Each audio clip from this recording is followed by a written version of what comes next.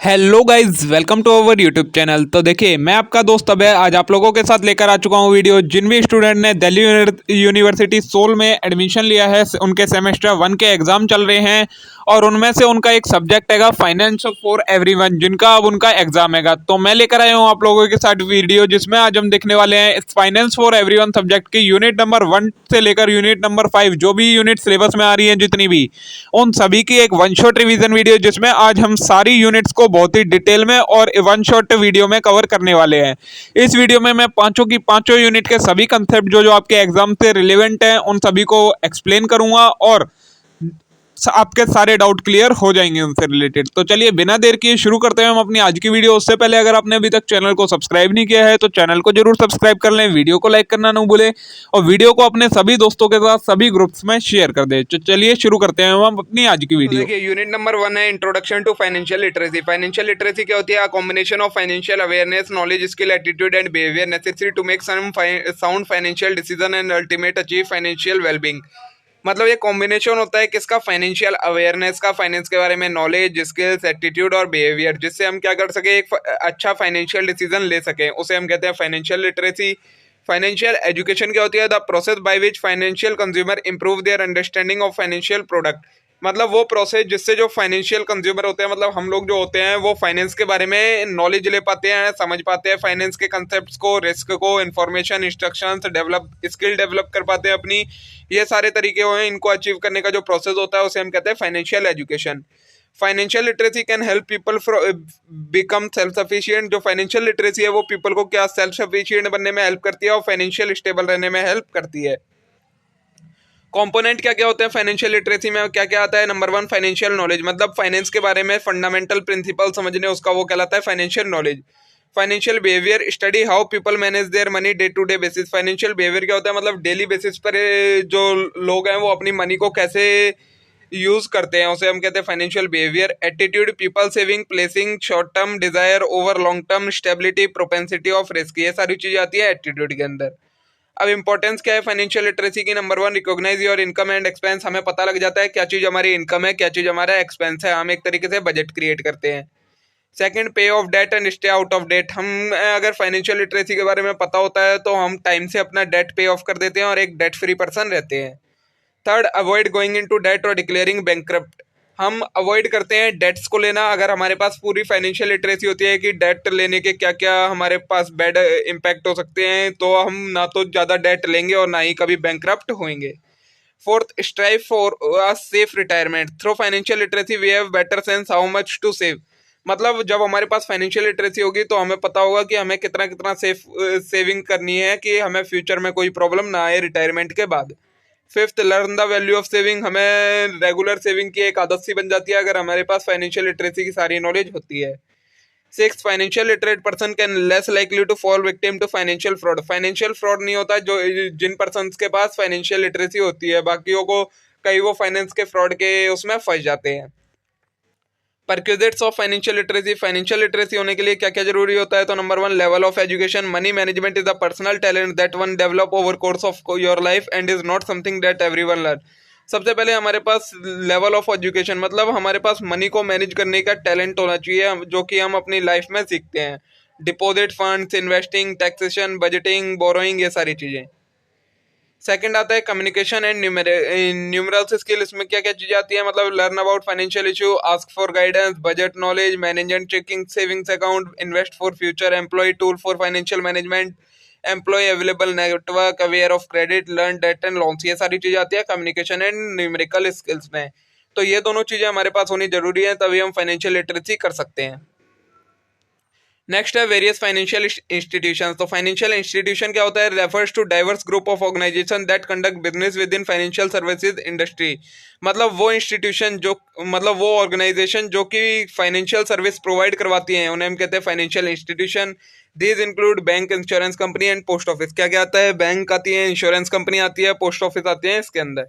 It take deposit from one group of customer and then lend this money to another group. ये क्या करते हैं? एक group of person से money लेते हैं और दूसरों को लैंड कर देते हैं, मतलब दूसरों को उधार पर दे देते हैं। इंपॉर्टेंस क्या होती है इनकी? प्रमोशनल एक्टिविटी, मतलब ये जो फाइनेंशियल इंस्टीट्यूशन होते हैं ये लोन प्रोवाइड करवाते हैं जिससे इनोवेशन होता है और प्रमोशन की एक्टिविटीज में हेल्प होती है।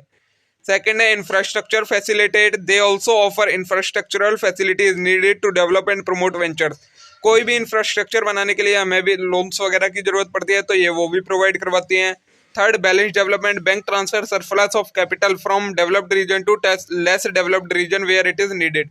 बैंक एक बैलेंस बना के रखती है डेवलपमेंट में, कैसे, जहां पर ज्यादा कैपिटल है डेवलप्ड रीजन में, उसे वहां से ट्रांसफर करके नॉन डेवलप्ड रीजन में ट्रांसफर कर देती है बैंक्स में, जहां पर उनकी जरूरत होती है।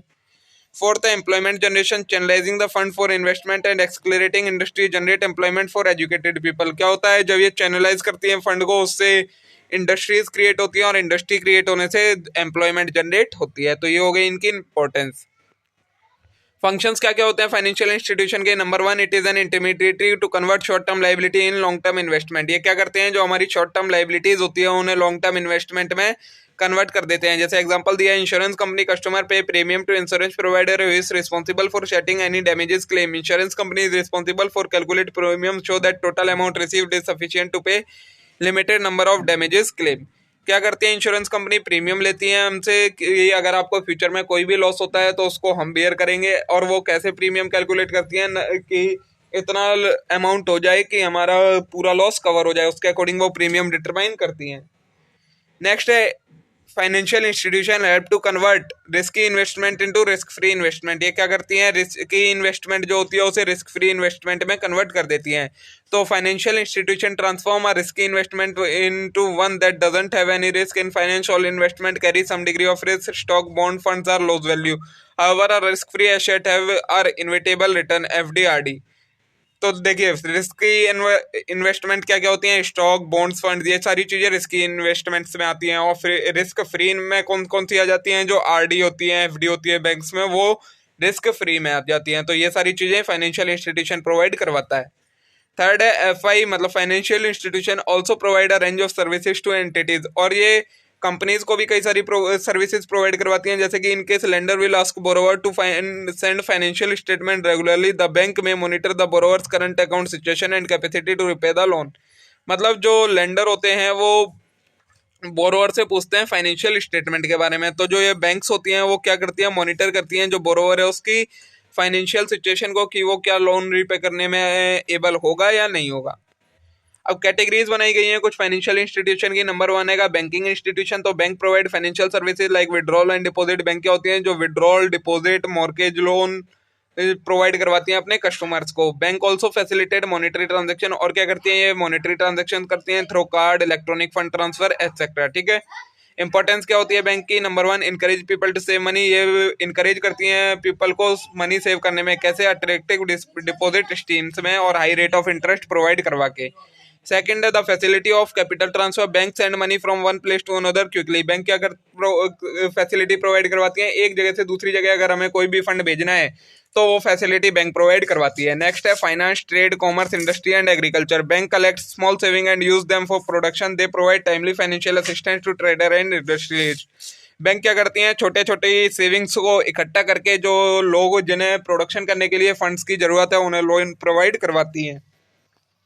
फोर्थ है एड टू गवर्नमेंट, बैंक और क्या होती हैं, तो बैंक फाइनेंशियल असिस्टेंस प्रोवाइड करवाती हैं गवर्नमेंट को, कैसे, गवर्नमेंट के बॉन्ड्स खरीद कर, सर्टिफिकेट, डिबेंचर, ये सारी चीजें खरीद कर और बेच कर।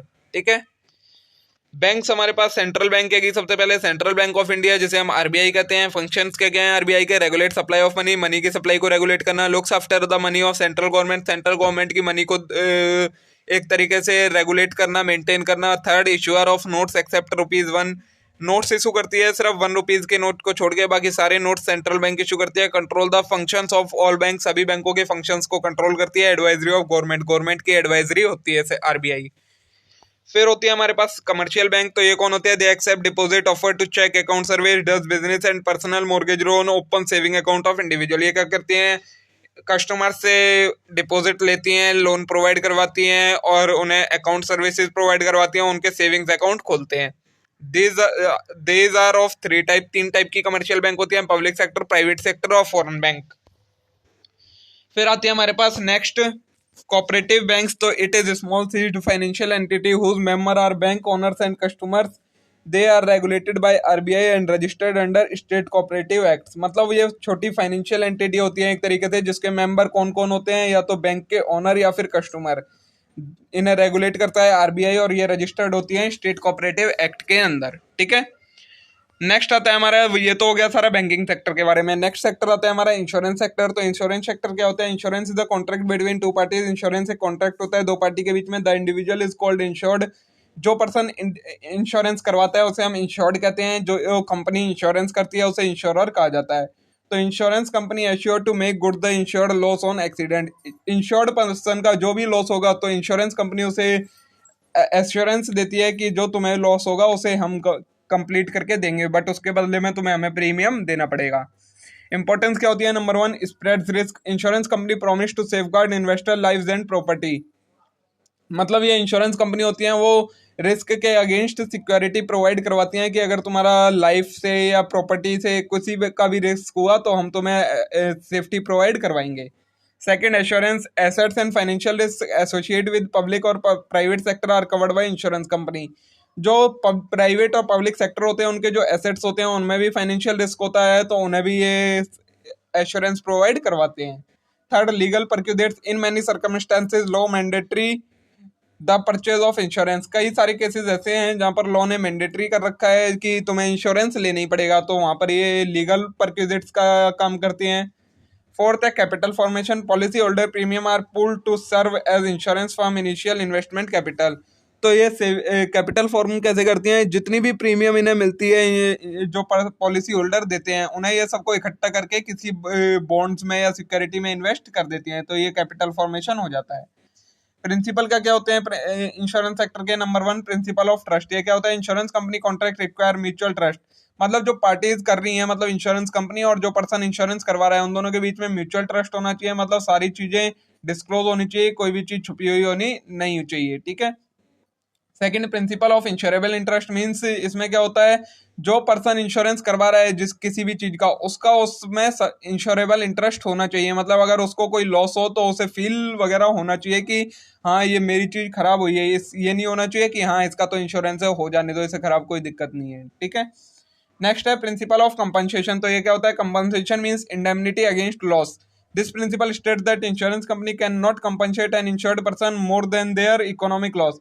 मतलब ये प्रिंसिपल ये कहता है कि इंश्योरेंस कंपनी किसी भी पर्सन को उसके लॉस से ज्यादा कंपनसेट नहीं कर सकती। मतलब जितने अमाउंट तक का लॉस हुआ है उतना, या उससे कम, जितने का भी इंश्योरेंस है उतने तक का लॉस के लिए कंपनसेट कर सकती है, उससे ज्यादा का कंपनसेशन नहीं दे सकती।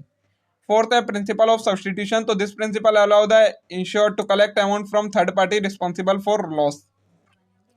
ये क्या प्रिंसिपल कहता है कि अगर किसी थर्ड पर्सन की वजह से पॉलिसी होल्डर को लॉस हुआ है तो तुम उसे तो कंपनसेट कर दो, बाकी बाद में तुम जिस पर्सन की वजह से लॉस हुआ है उससे डैमेजेस क्लेम कर सकते हो, उसे थर्ड पार्टी को रिस्पॉन्सिबल कर सकते हो लॉस के लिए।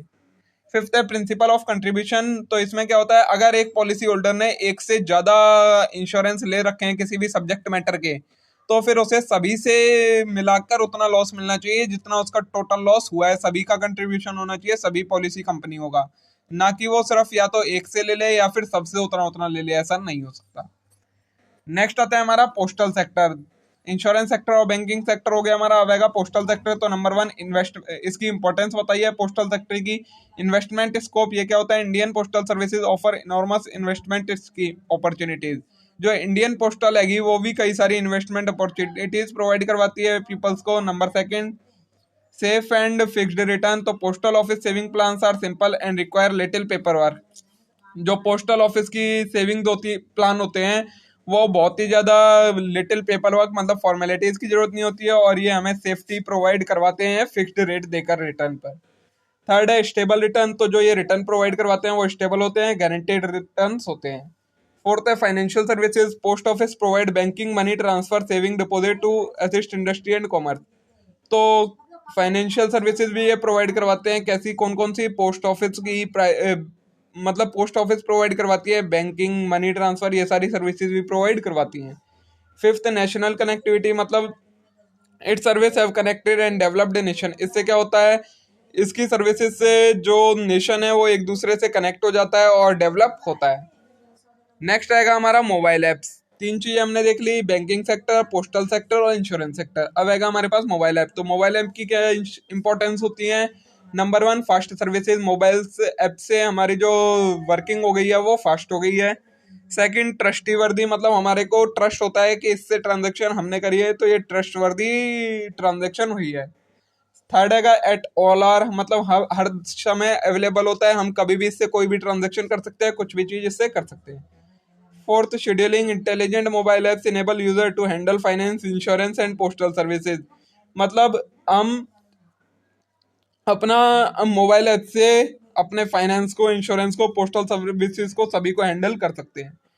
नेक्स्ट है needs of availing financial services from bank, insurance company and postal services. जरूरत क्या होती है हमें फाइनेंशियल सर्विसेज लेने की, बैंक से, इंश्योरेंस से या किसी भी पोस्टल सर्विसेज से? Number one, financial institution provide banking and financial solution and services to all member of society without bias. मतलब इनमें कोई भी तरीके का बायस नहीं होता, कोई भी तरीके का फ्रॉड नहीं होता, इसलिए हम ले सकते हैं। नेक्स्ट है its primary objective to ensure that no community member is excluded by denying them to essential financial assistance regardless their ability to pay. मतलब ये एक तरीके से इंश्योर करते हैं कि जिसको भी फाइनेंस की जरूरत है उसे फाइनेंस मिलना ही चाहिए। थर्ड है RBI issue a direction to all bank requiring them to offer saving account to those member of who are economically disadvantage. मतलब आरबीआई इंश्योर करती है कि सभी बैंक सभी पर्सन्स को सेविंग अकाउंट की फैसिलिटी दे, जिस अगर कोई इकोनॉमिकली डिसएडवांटेज पर्सन है उससे भी सेविंग अकाउंट खुलवाना चाहिए, खोल सकता है वो भी। नेक्स्ट है insurance sector aim to safeguard a person और his family from financial loss. Insurance sector क्या करता है? उसकी फैमिली को, उस पर्सन को किसी भी फाइनेंशियल लॉस से या किसी भी टाइप के एक्सीडेंट से बचाता है। इंश्योरेंस प्लान में क्या क्या आता है? Medical emergency, hospitalisation, illness, medical care, ये सारी चीजें उसमें इंक्लूड होती हैं। नेक्स्ट है post office provide various financial services, it also provide mail services. Post office क्या करता है? फाइनेंशियल सर्विसेज के साथ साथ कई सारे मेल की सर्विसेज भी प्रोवाइड करवाता है कहीं भी कंट्री के पार्ट में, तो इसलिए फाइनेंशियल सर्विसेज की जरूरत हमें होती है। नेक्स्ट है फाइनेंशियल प्लानिंग एंड बजटिंग। ये क्या होता है? नंबर वन, स्कार्सिटी आएगा हमारे पास। A situation where there is limited supply of resource and high demand. Scarcity क्या होती है? जब सप्लाई लिमिटेड हो और डिमांड ज्यादा हो तो उसे हम स्कार्सिटी कहते हैं। Consumer are being forced by scarcity to decide how to allocate resource to satisfy as many of their want and requirement. तो कंज्यूमर को क्या होता है कि अब उसे फोर्स किया जाता है कि तुम अपने इतने ही रिसोर्सेज में अपने जो डिमांड ज्यादा जरूरी है उसे फुलफिल कर लो और बाकी डिमांड को एक तरीके से सेक्रीफाइस कर दो। नेक्स्ट है financial planning. Number one, it is defined as act of evaluating the necessary capital and figuring out its competition. Financial planning क्या होती है? इवेल्युएशन करना कि हमारे पास कितनी कैपिटल है और उसे फिर अपने कंपटीशन के अकॉर्डिंग इन्वेस्ट करना। It is the process of stabilising companies financial strategy with regard to raising, investing and managing capital. ये क्या होता है? तो एक प्रोसेस होता है कि कंपनी की जो फाइनेंशियल मतलब चीजें हैं, मतलब जो भी कैपिटल वगैरह है उसे कैसे हमें इन्वेस्ट करना है, उसकी एक स्ट्रेटेजी होती है financial planning. Goals of financial planning are calculating necessary capital. Goals क्या होते हैं फाइनेंशियल प्लानिंग के? कि हमें कितनी कैपिटल की जरूरत है, किस टाइप के कैपिटल स्ट्रक्चर होना चाहिए, developing financial policies, efficiently use of resources to maximise return. ये सारी चीजें गोल्स होंगे फाइनेंशियल प्लानिंग के। इंपॉर्टेंस और नीड्स क्या है फाइनेंशियल प्लानिंग की? Number one, necessary finance must be raise. जितने हमें फाइनेंस की जरूरत होती है हमें उतना फाइनेंस रेज करना चाहिए। It help to guarantee a proper balance between, तो ये किस में हेल्प करता है? कैश के इनफ्लो और आउटफ्लो में एक बैलेंस बना के रखने में हेल्प करता है। नेक्स्ट है it make possible for financial service provider to invest with ease in business. तो जो फाइनेंशियल सर्विस प्रोवाइडर होते हैं वो आराम से बिजनेस में इन्वेस्ट कर सके, तो हमें फाइनेंशियल प्लानिंग करनी पड़ती है। Fourth, it enable development and growth of and expansion strategy. इससे क्या होता है? ग्रोथ और डेवलपमेंट होता है किसी भी बिजनेस का। फिफ्थ है it is simple to overcome the risk caused by shifting market pattern. अगर मार्केट के पैटर्न को चेंज होने में कोई हमें रिस्क होता है तो ये उस रिस्क को ओवरकम करवा लेते हैं। फिर सिक्स्थ है it add to lowering uncertainties, और ये अनसर्टेनिटीज को भी कम कर देता है। नेक्स्ट है टाइप्स ऑफ बजट। हमारे पास कुछ बजट्स के टाइप दिए हैं। तो नंबर वन, बजट होता क्या है? एक स्टेटमेंट होती है आपके इस सभी खर्चों को बता दिया जाता है कि आपको कितने खर्चे कितने अमाउंट तक कर सकते हो, तो वो कहलाता है हमारा budget. Number one, personal budget होता है, इसे हम हाउस होल्ड बजट भी कहते हैं। इसका मतलब क्या होता है? It is a strategy for balancing a person income and expense. तो किसी पर्सन के इनकम और एक्सपेंस का बैलेंस बनाना, उसकी जो स्ट्रेटेजी होती है उसे हम पर्सनल बजट कहते हैं। It is made to assist a person और family in managing their expenditure and achieving financial objective. ये किस चीज में हेल्प करती है? पर्सन और फैमिली की मैनेज करना, एक्सपेंडिचर को मतलब खर्चों को मैनेज करना और अपने फाइनेंशियल ऑब्जेक्टिव को अचीव करना। इसके कुछ टाइप दिए हैं, पर्सनल फाइनेंस टेक्निक हैगी, मतलब टाइप्स दिए हैं पर्सनल बजट के। नंबर 1 पर्सनल फाइनेंस टेक्निक, तो it require person to figure out their income, monitoring their spending, set goals, develop strategy and after alter spending. इसमें क्या होता है, पर्सनल फाइनेंसिंग टेक्निक में एक पर्सन को फिगर आउट किया जाता है कि उसकी इनकम कितनी है, उसके खर्चा कितना करना है, उसके गोल क्या क्या है, उसकी डेवलप स्ट्रेटेजी क्या क्या है, और फिर उसके अकॉर्डिंग स्पेंड करना उन्हें उस इनकम को, वो कहलाता है पर्सनल फाइनेंस टेक्निक। बी है 50-30-20 बजट, तो it is a strategy that separate personal expenditure into 3 category. इसमें क्या होता है, ये एक स्ट्रेटेजी होती है जिसमें पर्सनल एक्सपेंडिचर जो भी आपका खर्चा है उसे 3 हिस्सों में बांट लेना है, needs, wants and savings. After that जो 50% है नेट इनकम का, उसे हमें नीड्स को फुलफिल करने में लगा देना चाहिए, 30% हमें अपनी वांट्स को सेटिस्फाई करने में लगा देना चाहिए, और 20% को सेव कर लेना चाहिए टोटल इनकम का, ठीक है। सी है 80-20 मेथड, तो अंदर इसके अंदर क्या होता है, 20% ऑफ नेट इनकम को हम सेव कर लेते हैं, उसके बाद जो बचता है उसे हम अपने डेली लाइफ में एक्सपेंड कर देते हैं। फोर्थ है बजटिंग यूजिंग envelope method, तो people are required to separate their net income into different category, withdraw the money designated for each category and place it in a envelope। इसमें क्या होता है, मतलब पर्सन की नेट इनकम को कई सारी कैटेगरी में डिवाइड कर दिया जाता है, और सभी खर्चों के लिए एक अलग से एनवेलप में, मतलब अलग पैसा करके रख दिया जाता है कि इस खर्चे के लिए ये पैसा यूज होगा, इस खर्चे के लिए ये पैसा यूज होगा, तो उसे हम कहते हैं बजटिंग यूजिंग एनवेलप मेथड।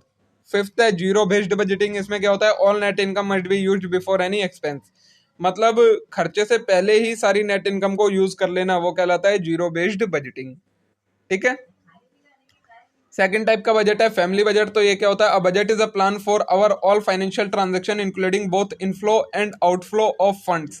ये एक बजट प्लान होता है, सभी फाइनेंशियल ट्रांजैक्शन जो हम करते हैं उनका इनफ्लो या आउटफ्लो का, उसकी एक स्ट्रेटेजी होती है। Strategy is developed for entire house hold using family budget, पूरे हाउस होल्ड के लिए फैमिली बजट की स्ट्रेटेजी फॉलो की जाती है। इसमें 3 स्टेप्स होते हैं, लिस्ट योर इनकम, इनकम को लिस्ट करना, मतलब हमारा कहाँ कहाँ से पैसा आएगा। सेकंड, लिस्ट एक्सपेंस, जो जो खर्चे हैं वो सारे लिखना।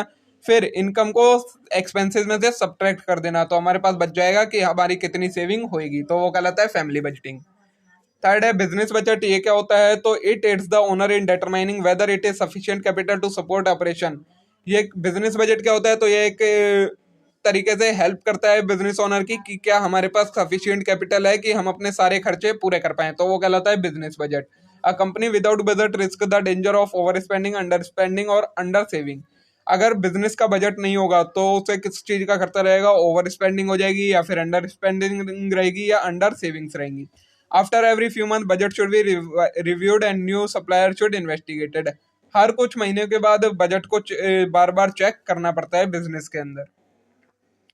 फोर्थ है नेशनल बजट, तो ये क्या होता है, a country's budget is its national budget. किसी भी एक कंट्री का बजट होता है उसे हम नेशनल बजट कहते हैं। The government use its money collected through taxes, fees to fund, और जो गवर्नमेंट होती है उसे जो भी मनी मिली होती है किस चीज से, टैक्सेस से और फीस से, वो उसे फंड के टाइप में यूज करती है। The government annual financial report और budget lays out country's fiscal course for following year. जो गवर्नमेंट का एनुअल फाइनेंशियल रिपोर्ट होती है जिसे हम बजट कहते हैं, वो क्या आने वाले ईयर के लिए सभी टाइप के फिजिकल एक्सपेंसेस को बता देती है।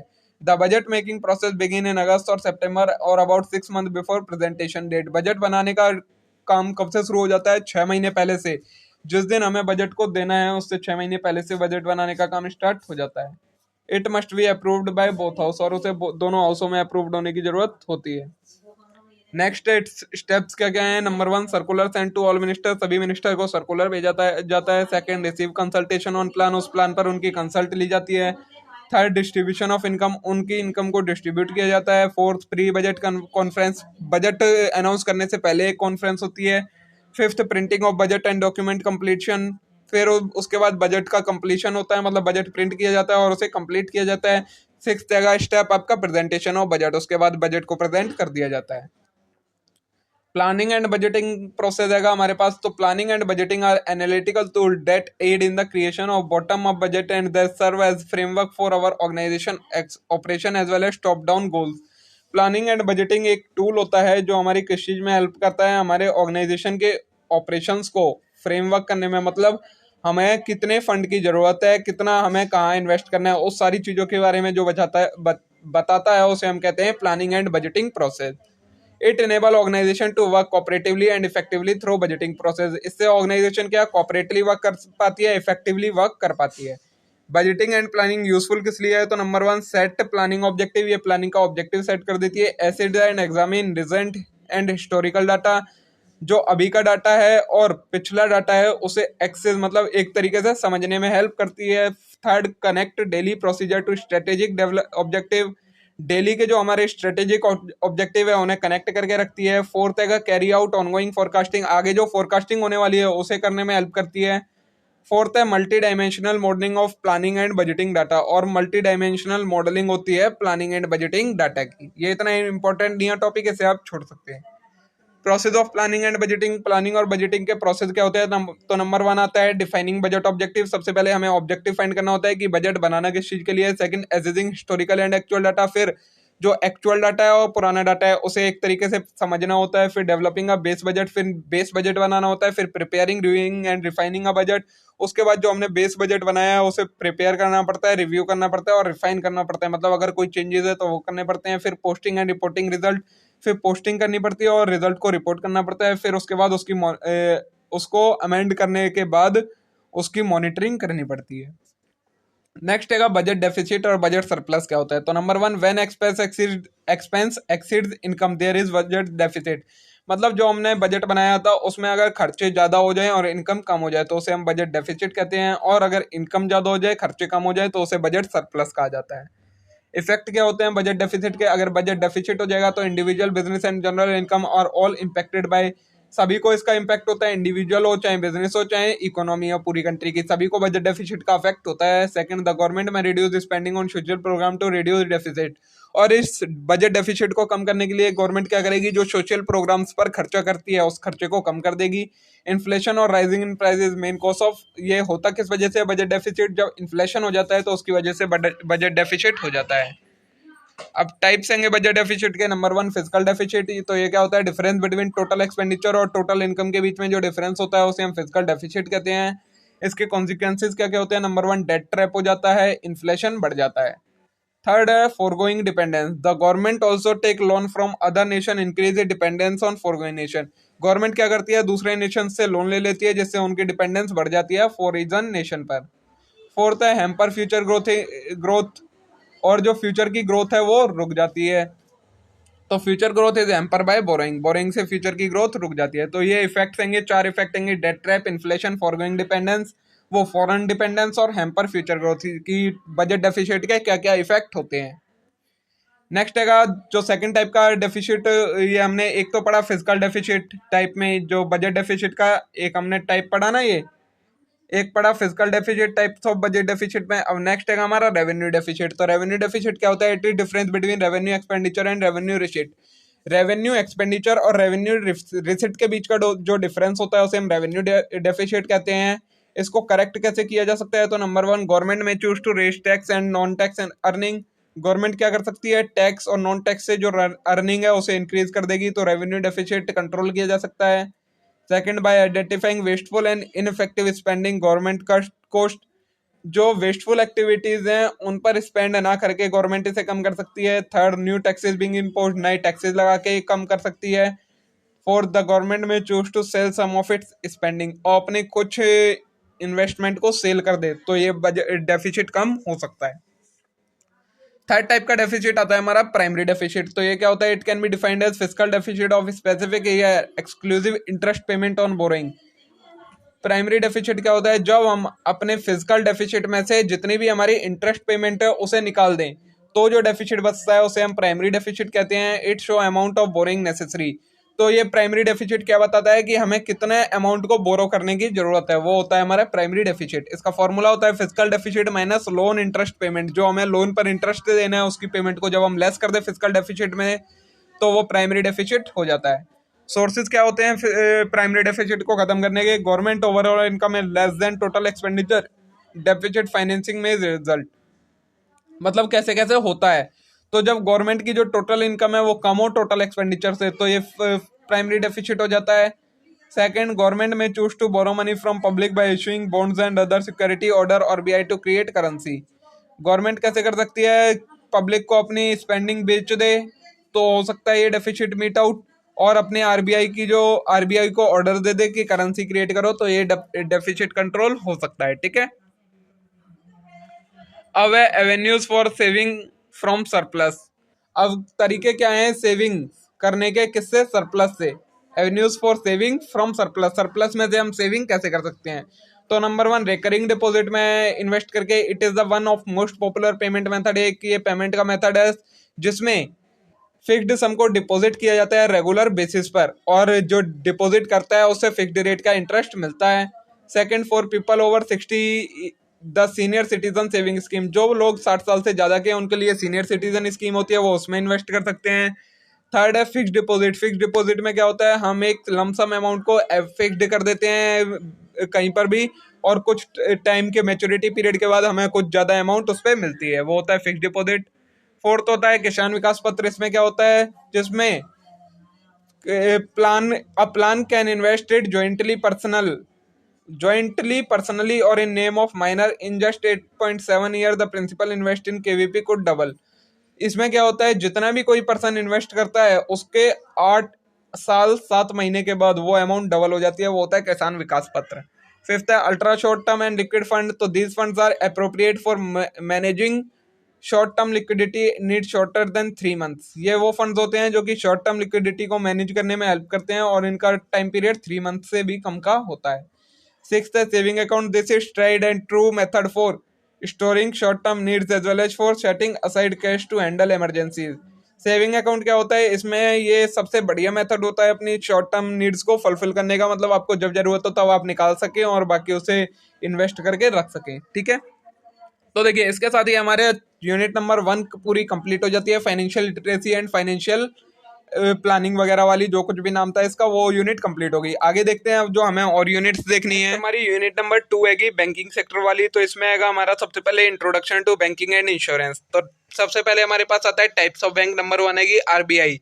It is central bank. RBI central bank है, इसे बैंकर्स की बैंक भी कहा जाता है। ये क्या करता है, सभी बैंकों की फंक्शनिंग को ऑपरेट करता है और करेंसी इशू करता है कंट्री के अंदर। सेकंड है कि कमर्शियल बैंक। कमर्शियल बैंक को क्या आते हैं, जो कंपनीज एक स्पेशल एक्ट से स्टेबलाइज की जाती हैं। ये डोमेस्टिक भी हो सकती हैं, फॉरेन भी हो सकती हैं।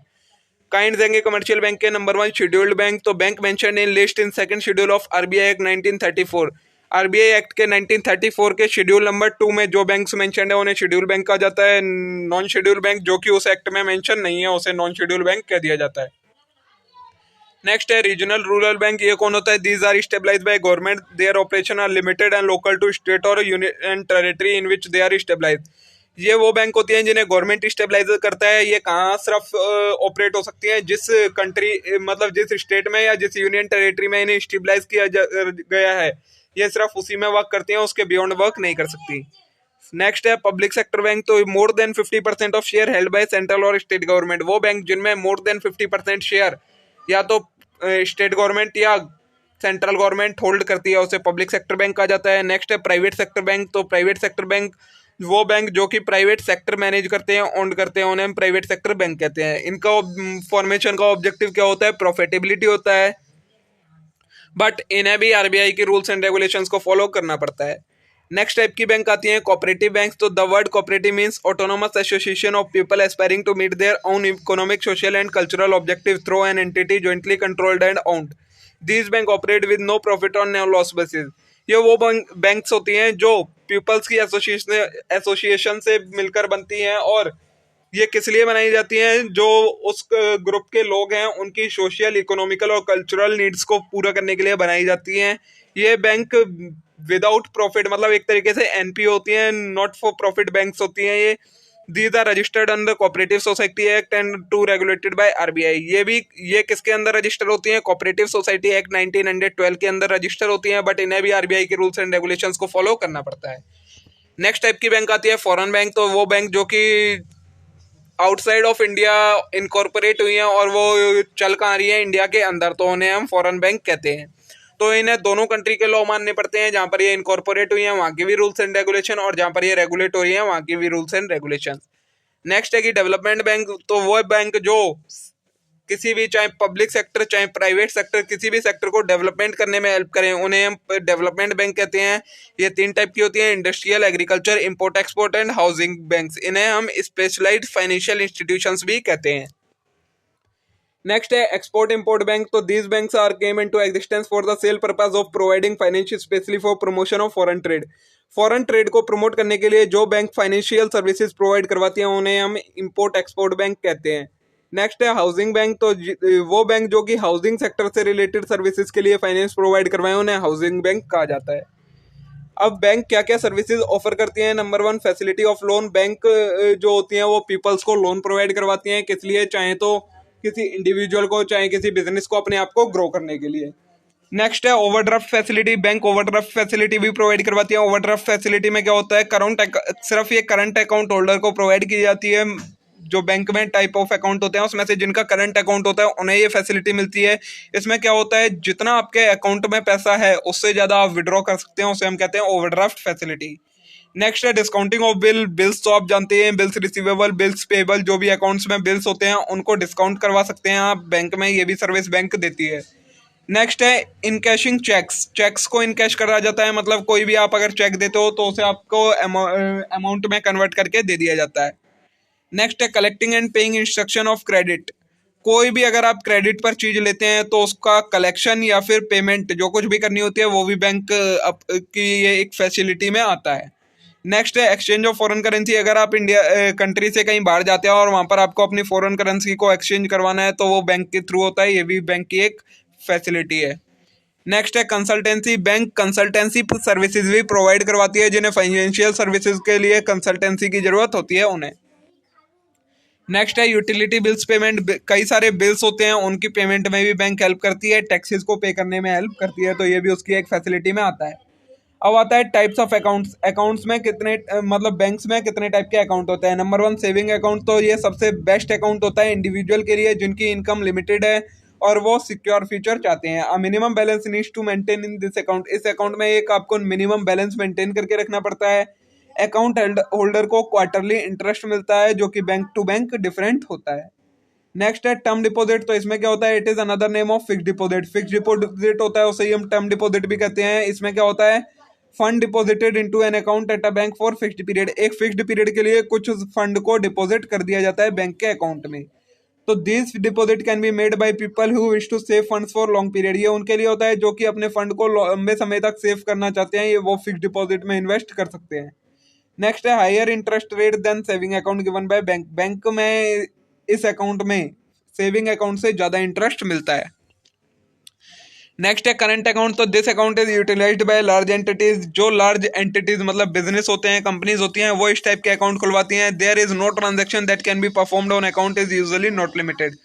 तो इसमें क्या होता है? जो सेविंग्स अकाउंट होते हैं या आपके बाकी कोई भी अकाउंट होते हैं उसमें एक ट्रांजैक्शन की लिमिट होती है कि आप एक दिन में इतनी ही ट्रांजैक्शन कर सकते हैं। बट जो कंपनीज होती हैं उन्हें बहुत सारी ट्रांजैक्शन करनी पड़ती है, तो उन्हें करंट अकाउंट खुलवाना पड़ता है क्योंकि इसमें कोई भी नंबर ऑफ ट्रांजैक्शन पर लिमिट नहीं होती है।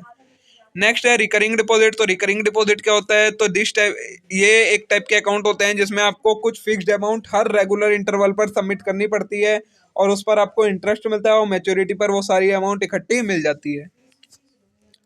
नेक्स्ट है की टर्म फॉर डॉक्यूमेंटेशन। मतलब आपको अगर किसी बैंक में अकाउंट खुलवाना है तो क्या क्या चीजों की जरूरत पड़ती है? Number 1, pan card. Pan card क्या होता है? परमानेंट अकाउंट नंबर, जो कि एक 10 डिजिट अल्फा न्यूमेरिक नंबर होता है, जिसे कौन लैमिनेट करता है? इनकम टैक्स डिपार्टमेंट रेगुलेट करता है। मतलब क्या करता है? मतलब बना के देता है।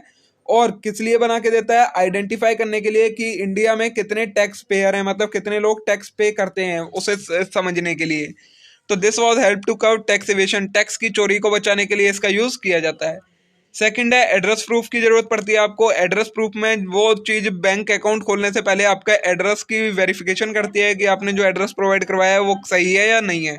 इसमें क्या क्या चीज आती है? आपका passport, driving licence, voter ID card, job card, Aadhaar card, utility bill, property tax bill, ये सारी चीजें एक वैलिड एड्रेस प्रूफ की कैटेगरी में आती हैं। नेक्स्ट है केवाईसी नॉर्म। केवाईसी नॉर्म का मतलब क्या होता है? Know your customer. केवाईसी की full form it is a mechanism to verify customer identity prior to opening an account. एक अकाउंट को खोलने से पहले कस्टमर की आइडेंटिटी को वेरीफाई करना आपका केवाईसी कहलाता है। It also require frequent updation of banking sector. ये किस लिए किया जाता है? बैंकिंग सेक्टर में कोई भी फ्रॉड ना हो उसके लिए KYC नॉर्म फॉलो किया जाता है। अब उसके बाद बैंक कई सारे लोन्स भी प्रोवाइड करवाती है। तो कौन कौन से लोन होते हैं? Number 1 educational loan. वो education loan is required to meet the shortfall in fees and other expenses. Fees में या किसी भी और टाइप के एक्सपेंसेस में जो भी शॉर्टफॉल हो उसको मीट आउट करने के लिए जो लोन प्रोवाइड किया जाता है वो होता है एजुकेशनल लोन। एजुकेशन लोन के भी टाइप्स होते हैं। ये on the basis of location के बेसिस पर ये दो टाइप का होता है, डोमेस्टिक और फॉरेन एजुकेशन लोन। और कोर्स के बेसिस पर मतलब secondary education loan, senior secondary education loan, under graduate loan और post graduate loan. Grace period 6 महीने का ग्रेस पीरियड प्रोवाइड किया जाता है। मतलब जिस भी पर्पस के लिए आपने लोन लिया है, जब आपका वो एजुकेशन कंप्लीट हो जाती है उसके 6 महीने के बाद तक आपको टाइम दिया जाता है कि आप उस लोन को रिपे कर दें। कितने मैक्सिमम टाइम के लिए आप ये ले सकते हैं? तो 8 साल के लिए आप ये लोन ले सकते हैं। सेकंड है कंज्यूमर ड्यूरेबल लोन्स। मतलब जो कंज्यूमर के ड्यूरेबल प्रोडक्ट होते हैं, जो आपके डेली लाइफ में प्रोडक्ट यूज होते हैं, उनको खरीदने के लिए जो लोन दिया जाता है वो होता है कंज्यूमर ड्यूरेबल लोन। इसमें वो प्रोडक्ट आते हैं जिनकी लाइफ 3 साल या 3 साल से ज़्यादा होती है। एलिजिबिलिटी क्या क्या है इन लोन के लिए? मतलब आपकी एज 21 से 60 ईयर्स तक होनी चाहिए। मंथली इनकम 18 से 20 हज़ार रुपये होनी चाहिए। रेट ऑफ इंटरेस्ट इसका बहुत हाई होता है और मैक्सिमम लिमिट होती है 5 लाख की। और मैक्सिमम पीरियड जो होता है इस लोन का वो होता है 3 साल का। टाइप्स हैं कंज्यूमर ड्यूरेबल लोन के भी। इंस्टॉलमेंट लोन होता है, secured consumer durable, unsecured consumer durable. ठीक है। नेक्स्ट है आपका व्हीकल लोन। व्हीकल लोन क्या होता है? This classified into personal and commercial vehicle loan. Vehicle loan भी दो टाइप का होता है। व्हीकल लोन से आप नाम से ही समझ गए होंगे, व्हीकल के लिए जो लोन दिया जाए, व्हीकल खरीदने के लिए, उसे व्हीकल लोन कहते हैं। अब ये भी दो टाइप का होता है, पर्सनल और commercial vehicle. Personal vehicle loan क्या होता है? तो पर्सनल व्हीकल खरीदने के लिए जो भी आप लोन लेते हैं उसे पर्सनल व्हीकल लोन कहते हैं। इसमें कोई भी गारंटर की जरूरत नहीं होती है। और कितने टाइम तक दिया जा सकता है? ये 60 महीने मतलब 5 साल तक के लिए दिया जाता है। नेक्स्ट है कमर्शियल व्हीकल लोन। लोन किसको दिया जाता है? जो कि कमर्शियल पर्पस के लिए कोई भी व्हीकल खरीदना चाहते हैं उन्हें ये लोन दिया जाता है, कमर्शियल व्हीकल लोन। इसमें इंटरेस्ट का रेट है वो चेंज होता रहता है, लोअर रहता है। और रिपेमेंट पीरियड 6 महीने से लेकर 60 महीने तक का होता है।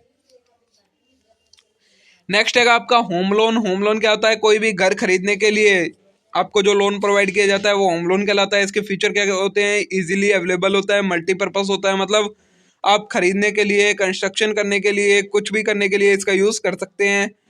इंटरेस्ट रेट इसका बहुत लोअर होता है। सबसे जल्दी यही लोन मिल पाता है क्योंकि इसमें ज़्यादा डॉक्यूमेंटेशन की जरूरत नहीं होती है। और इसका पीरियड होता है वो 30 साल तक का हो सकता है।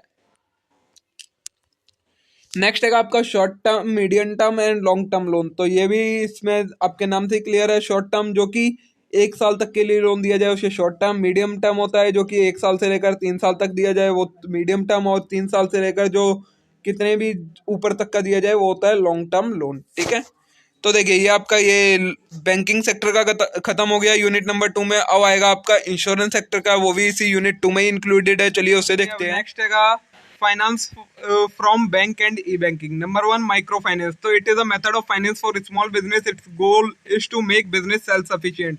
माइक्रो फाइनेंस किसके लिए होता है? उन बिजनेस को फाइनेंस प्रोवाइड करवाना जो अभी बहुत छोटे हैं और उनके सेल्फ सफिशिएंट बनाना। सेकंड है बैंक ओवरड्राफ्ट। ये वही होता है, करंट अकाउंट वालों को ये फैसिलिटी मिलती है जिसमें आप जितना आपके अकाउंट में पैसा है उससे ज़्यादा भी विड्रॉल कर सकते हो, उसे कहते हैं bank overdraft. Cash credit, this is like short term capital credit given by bank to small business. मतलब कुछ टाइम के लिए जो क्रेडिट दिया जाता है बैंकों के द्वारा स्मॉल बिजनेसेस को, उसे कहते हैं कैश क्रेडिट। नेक्स्ट है मॉर्गेज। तो applicable for immovable asset. It is security given by borrower to ensure repayment of loan. जब लोन की रिपेमेंट को सिक्योर करने के लिए सिक्योरिटी ली जाती है किसी इमूवेबल प्रॉपर्टी की, तो उसे हम मॉर्गेज कहते हैं। फिफ्थ है reverse mortgage. It is a kind of loan specially suited for senior citizen in needs of fund. Borrower over age 60 having their own property can get loan against property. Reverse mortgage क्या होता है? जब कोई person जो 60 साल से ऊपर का है वो खुद जाकर बैंक के पास अपना एसेट मॉर्गेज कर दे और बैंक उसे इंस्टॉलमेंट्स में लोन दे, तो उसे हम कहते हैं रिवर्स मॉर्गेज। नेक्स्ट है hypothecation. It is pledging of goods against debt without delivering them to lender.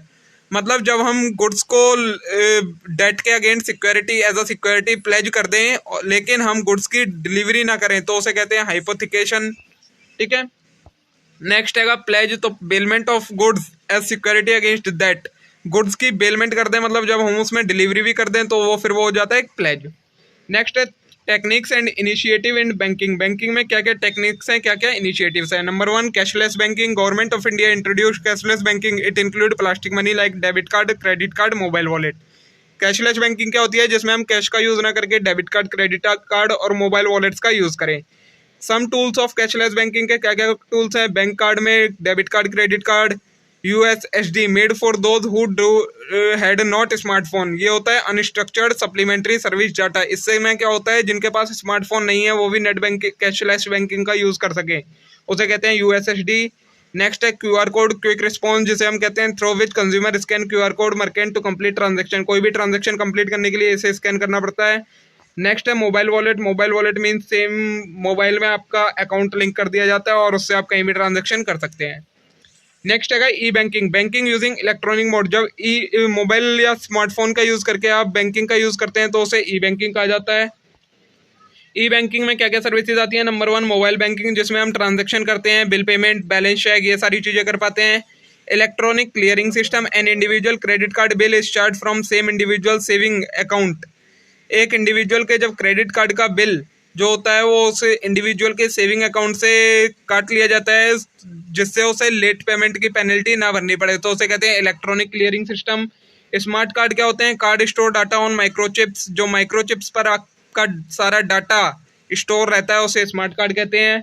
Electronic fund transfer, मतलब जब आप बिना बैंक में जाए इलेक्ट्रॉनिक की हेल्प से, मतलब स्मार्टफोन, कंप्यूटर या नेट बैंकिंग की मदद से कैश एक जगह से दूसरी जगह ट्रांसफर कर दे तो उसे हम कहते हैं इलेक्ट्रॉनिक फंड ट्रांसफर। नेक्स्ट है telephone banking, assistance given by bank. इसमें क्या होता है, आप जिनके पास स्मार्टफोन नहीं है वो विदाउट स्मार्टफोन के भी जब टेलीफोन की मदद से बैंकिंग की फैसिलिटीज का यूज करते हैं उसे कहते हैं टेलीफोन बैंकिंग। नेक्स्ट है internet banking, assistance by bank that permit account holder to get record by means of internet. Internet की मदद से जब बैंक के कोई सारी फैसिलिटीज यूज होती हैं तो उसे इंटरनेट बैंकिंग कहते हैं। होम बैंकिंग, मतलब जब एक बैंक का पर्सन आपके घर पर आकर सारी बैंकिंग की फैसिलिटी दे उसे होम बैंकिंग कहा जाता है। नेक्स्ट है checking counterfeit currency. Counterfeit currency means currency made without sanction by government of India. It is an effort to make easy to mislead the receiver, also called fake currency note. Checking counterfeit currency क्या होता है, fake currency note का check रखना है कि कहीं fake currency तो नहीं चल रही है कंट्री में, उसे कहते हैं चेकिंग काउंटरफिट करेंसी। नेक्स्ट है CIBIL, it stand for credit information bureau India limited. It provide credit related information about individual and company related to loan and credit card. It get record from registered financial institution periodically. ये एक क्या होता है, credit information, ये एक bureau है जो कि क्रेडिट कार्ड से रिलेटेड सभी इंफॉर्मेशन रखता है इंडिविजुअल की और बैंक्स को प्रोवाइड करवाता है। ATM means automated teller machine. It help to manage money of account holder. इससे क्या कर सकते हैं, आप कहीं पर भी मनी विड्रॉल कर सकते हैं, आपको बैंक जाने की जरूरत नहीं होती। नेक्स्ट है आपका नेट बैंकिंग। तो नेट बैंकिंग क्या होता है, through this service of bank information about bank and banking system can be accessed at any time. Net banking की मदद से हम कहीं पर भी बैंक की सारी इन्फॉर्मेशन को ले सकते हैं, देख सकते हैं। फिजिकल विजिट करना अवॉइड किया जाता है, मतलब नहीं जाया जाता वहाँ। RTGS क्या होता है, it means real time growth settlement, this to an electronic route of fund transfer. ये भी एक फंड ट्रांसफर का एक रूट है जिसमें बैंक टू बैंक ट्रांसफर होता है। Once transaction complete can't be reverse, और अगर एक बार ट्रांजेक्शन हो जाती है तो उसे वापस रिवर्स नहीं किया जा सकता। NEFT क्या होता है, तो national electronic fund transfer. It is a platform for making payment. It is easy to use and no physical transfer is involve. To avail this service the bank IFSC code is needed with name and account number. इसमें आप एक branch से दूसरी branch में भी cash transfer कर सकते हैं। नेक्स्ट है IMPS, also called immediate payment system. It is a service by bank. It was a system offer quick electronic fund transfer service through mobile. जब आप मोबाइल से इमीडिएट पेमेंट कर देते हैं तो वो IMPS के अंडर आती है। मोबाइल बैंकिंग और SMS are utilised for this and account can be accessed using mobile. Mobile banking और SMS का यूज किया जाता है इस ट्रांजेक्शन को कंप्लीट करने के लिए। नेक्स्ट है इलेक्ट्रॉनिक क्लियरिंग सर्विसेज। इसमें क्या आता है, fund are transferred electronically and used for transaction which are periodic and repetitive. वही जो इलेक्ट्रॉनिक क्लियरिंग सर्विसेज अभी ऊपर देखी थी, आपकी कोई भी पेनल्टी वगैरह ना लगे उसके लिए ऑटोमेटिकली जो आपके बैंक से अमाउंट डिडक्ट हो जाती है आपके इंस्ट्रक्शंस के अकॉर्डिंग, उसे कहते हैं इलेक्ट्रॉनिक क्लियरिंग सिस्टम। नेक्स्ट है डेबिट एंड क्रेडिट कार्ड। तो a debit card is cashless route of making payment. It debit money from customer account directly when it is used. It may be used by product making payment, withdrawal cash. Customer can not use cash more than what available in account. Debit card में क्या होता है, means आपके account में जितना पैसा है उतने का ही आप यूज कर सकते हैं, चाहे आप ट्रांजैक्शन करें, चाहे कोई गुड्स खरीदें, चाहे विड्रॉल करें कैश, उतना ही निकाल सकते हैं। लेकिन क्रेडिट कार्ड में क्या होता है, आपके अकाउंट में जितना पैसा है उससे ज़्यादा का आप शॉपिंग वगैरह या कहीं कोई ट्रांजेक्शन करनी है वो कर सकते हो। नेक्स्ट है ऐप बेस्ड पेमेंट सिस्टम। तो using the app to send your card information through app to payment gateway which send request to your payment gateway like master card, Visa. After that, an authorization code is sent to complete the payment, and if all goes well, money is transferred from seller's bank account. All that take place subject to internet speed. App based payment system क्या होता है, जब आप कहीं और पर payment करते हैं अपने मोबाइल ऐप से, वो आपको फिर बैंकिंग के गेटवे पर ले जाता है और वहाँ पर जाकर आपको मास्टर कार्ड या वीज़ा पर ऑथराइजेशन होता है, कोड सेंड किया जाता है आपके मोबाइल नंबर पर, उसके बाद ये ट्रांजैक्शन कंप्लीट हो जाती है, उसे कहते हैं app based payment system. Next है बैंक ड्राफ्ट एंड पे order. So bank draft also called demand draft. Bank draft को हम क्या कहते हैं, डिमांड ड्राफ्ट भी कहते हैं। It is a type of negotiable instrument. The bank itself stand guarantee for payment as when DD is presented there is nil chance of dishonour. क्या होता है, ये एक तरीके का ड्राफ्ट होता है। इसमें जो जिसके पास भी ये होता है, जब ये कहीं पर बैंक में दिखाया जाता है तो फिर बैंक को से के लिए पेमेंट करनी पड़ती है। इसमें डिसऑनर का कोई चांस नहीं होता। The demand draft can be made at any bank branch bye paying and cash. ये कहीं पर भी इशू किया जा सकता है, बस आपको बैंक में कैश पे करना है, वो आपको डिमांड ड्राफ्ट बनाकर दे देंगे। Even customer does not have an account in that bank. अगर किसी कस्टमर का उस बैंक में अकाउंट नहीं है फिर भी उसे डिमांड ड्राफ्ट मिल जाएगा। पे ऑर्डर और bankers cheque too is a financial instrument. Pay order को ही हम बैंकर्स चेक भी कहते हैं। ये एक फाइनेंशियल इंस्ट्रूमेंट है, डिफरेंट है ड्राफ्ट से। In that pay order can be realised only in city in which pay order is made. इसमें क्या होता है, जिस सिटी में पे ऑर्डर बनाया गया है उसी सिटी में आप इसे कैश में कन्वर्ट करवा सकते हैं और कहीं नहीं करवा सकते। नेक्स्ट है बैंकिंग कंप्लेन। तो banking complain, if any customer is not satisfied with any service of bank, a complain can be filed on plain paper और ऑन द पोर्टल। अगर कोई कस्टमर सेटिस्फाई नहीं है बैंक की सर्विस से तो वो प्लेन पेपर पर या फिर बैंक के पोर्टल पर कंप्लेन फाइल कर सकता है। For this banking ombudsman needs to contacted. The complaint should be contact detail of complaint and bank facts, loss if any suffered and if relief is required. इसमें क्या क्या लिखना होता है, क्या प्रॉब्लम है, किस बैंक से है, क्या फैक्ट हुआ है, अगर कोई लॉस हुआ है तो वो, और क्या रिलीफ चाहिए, ये सारी चीज़ें इसमें बतानी होती है। नेक्स्ट है banking ombudsman in 1995 to protect consumer. 1995 में कंज्यूमर को प्रोटेक्ट करने के लिए अनफेयर ट्रेड प्रैक्टिसेस से आरबीआई ने इंट्रोड्यूस किया था बैंकिंग ओम्बड्समैन स्कीम को। The RBI as appointed officer for speedy resolution of complaint. और आरबीआई ने ऑफिसर अपॉइंट कर रखे हैं सभी कंप्लेन को जल्दी से जल्दी खत्म करने के लिए। तो देखिए दोस्तों, इसी के साथ ही हमारा unit number 1 and unit number 2 complete हो जाते हैं। ये हो गई इनकी वन शॉट रिवीजन।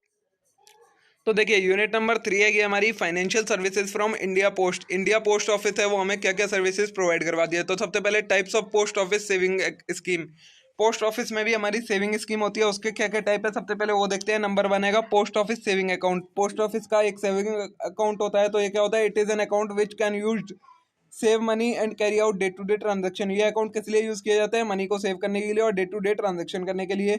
इसको हम 500 रुपये से की अमाउंट से, मिनिमम अमाउंट जो हमें चाहिए होती है वो 500 रुपये की अमाउंट से हम खोल सकते हैं।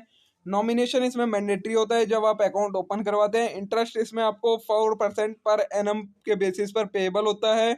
और मिनिमम बैलेंस पर, जो भी आपका मिनिमम बैलेंस रहा होगा पूरे टाइम में, पूरे साल में, उस पर मिलेगा आपको 4% का interest between 10 of month and end of month. 10 से लेकर मंथ के एंड तक में जो मिनिमम बैलेंस रहेगा उस पर आपको इंटरेस्ट मिलेगा। सेकंड टाइप का अकाउंट होता है 5 year post office recurring deposit account. ये भी एक टाइप का अकाउंट है। रिकरिंग मीन्स होता है हैपनिंग रेगुलरली। ये एक आरडी स्कीम है जिसकी इंटेंशन क्या है, इंडिविजुअल को रेगुलरली सेव करने की आदत डलवाना। It can open with ₹100 per month और एनी मल्टीपल ऑफ 10। इसे हम कैसे ओपन कर सकते हैं, मतलब 100 रुपये महीना डालो या फिर कोई भी 10 का मल्टीपल, 100, 1000, 10,000 इस टाइप से आप करके, मतलब इस टाइप से करके रेगुलरली आपको वो अमाउंट पे करनी पड़ती है। इसमें इंटरेस्ट इसमें आपको मिलता है 5.8% का कंपाउंडेड क्वार्टरली बेसिस पर। 5 year refers to time it take for maturity. इसकी मैच्योरिटी कब होती है, 5 साल के बाद होती है, इसलिए इसका नाम 5 year post saving recurring deposit account रखा गया है। From opening date after this an option available for opening which is more 5 year. अगर आप 5 साल के बाद भी इसे ओपन करके रखना चाहते हैं तो फिर अगले 5 सालों के लिए ये स्कीम एप्लीकेबल हो जाती है। थर्ड आएगा post office time deposit account. ये कौन सा अकाउंट होता है? तो in this type of account a certain some of money deposit for a certain period of time and at the end of period you get maturity amount. ये एक तरीके से एफडी स्कीम जो नॉर्मल बैंक्स में होती है वो होती है पोस्ट ऑफिस में, उसे कहते हैं टाइम डिपॉजिट अकाउंट।